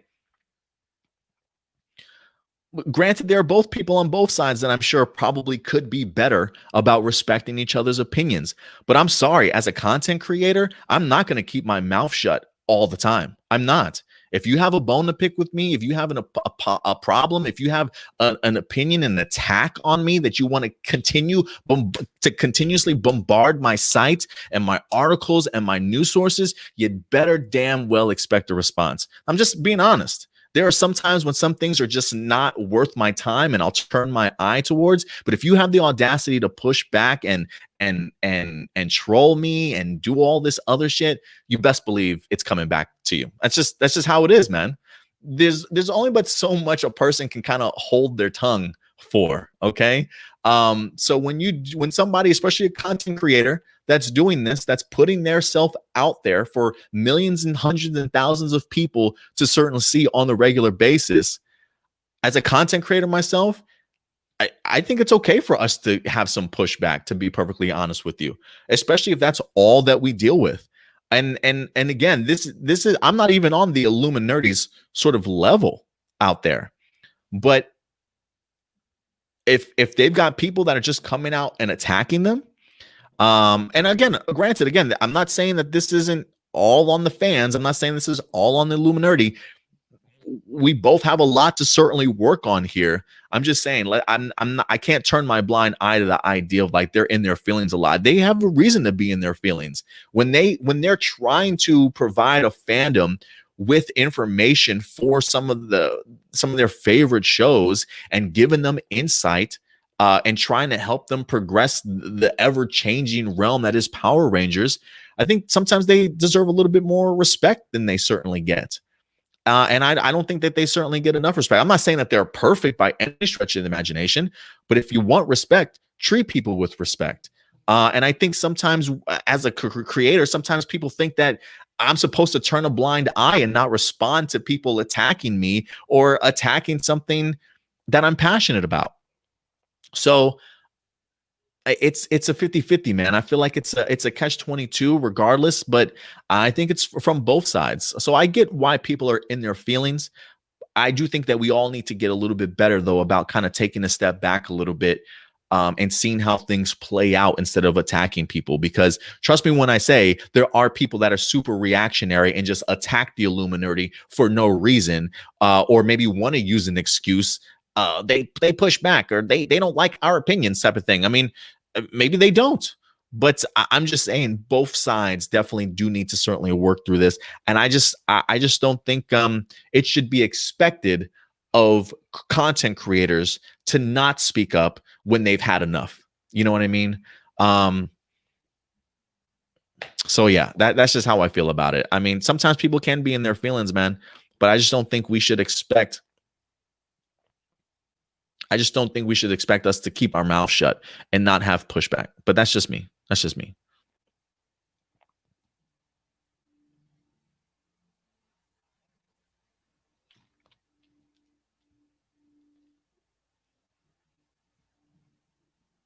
Pikachu 11, what's up? Do you think the new Power Ranger movie should be based on the 1969 original team of Rangers? Ooh, Pikachu! What a question. First and foremost, I would love that. I don't necessarily, there. I will say this. Could you take liberties with the 1969 original team and do something different? Yeah, you absolutely could. That team didn't necessarily have the best outcome in the world, uh, unlike Grace Sterling. So if they really wanted to take their own liberties, maybe they could like a movie inspired from this concept. Then yeah, and then maybe have a completely different ending to that team than the 1969 team. But that is a concept I would love to kind of see explored, whether that be movie, animated, live action. I do love how you're thinking there, Pikachu, for sure.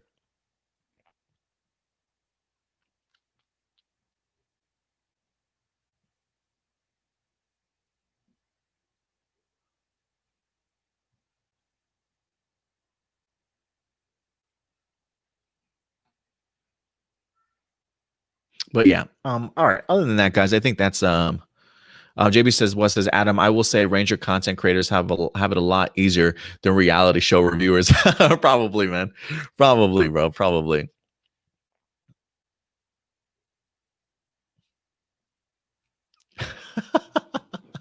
Now, he says, "I'm not gonna lie, it's kind of entertaining when they go on a rant. I'm like, what did I walk into?" And I promise, when I go on my rants, guys, it's never anything personal. It's never anything towards you. I'm just being completely honest, especially when it comes to just the fandom as a whole, type of thing. You know what I mean? Like, I just think we just need to respect each other a little bit more. Understand that just because we have different opinions doesn't mean we'd have to, attack each other or go at each other's throats all the time. I mean, I see you guys here in the live chat and things like that, and you guys say some things that I may not necessarily agree with. I'll entertain the notion and think about it for a second, but it may not necessarily be right up my alley. But I'm not going to call you stupid or like that's the dumbest thing that I've ever heard about in this world, right? Like that's just super disrespectful. So I just think it's okay to be a little bit more open minded. See if it's even possible. If it is possible, then leave it as is, and don't try and crap on somebody else's excitement for things that they absolutely love. You know what I mean? So yeah, just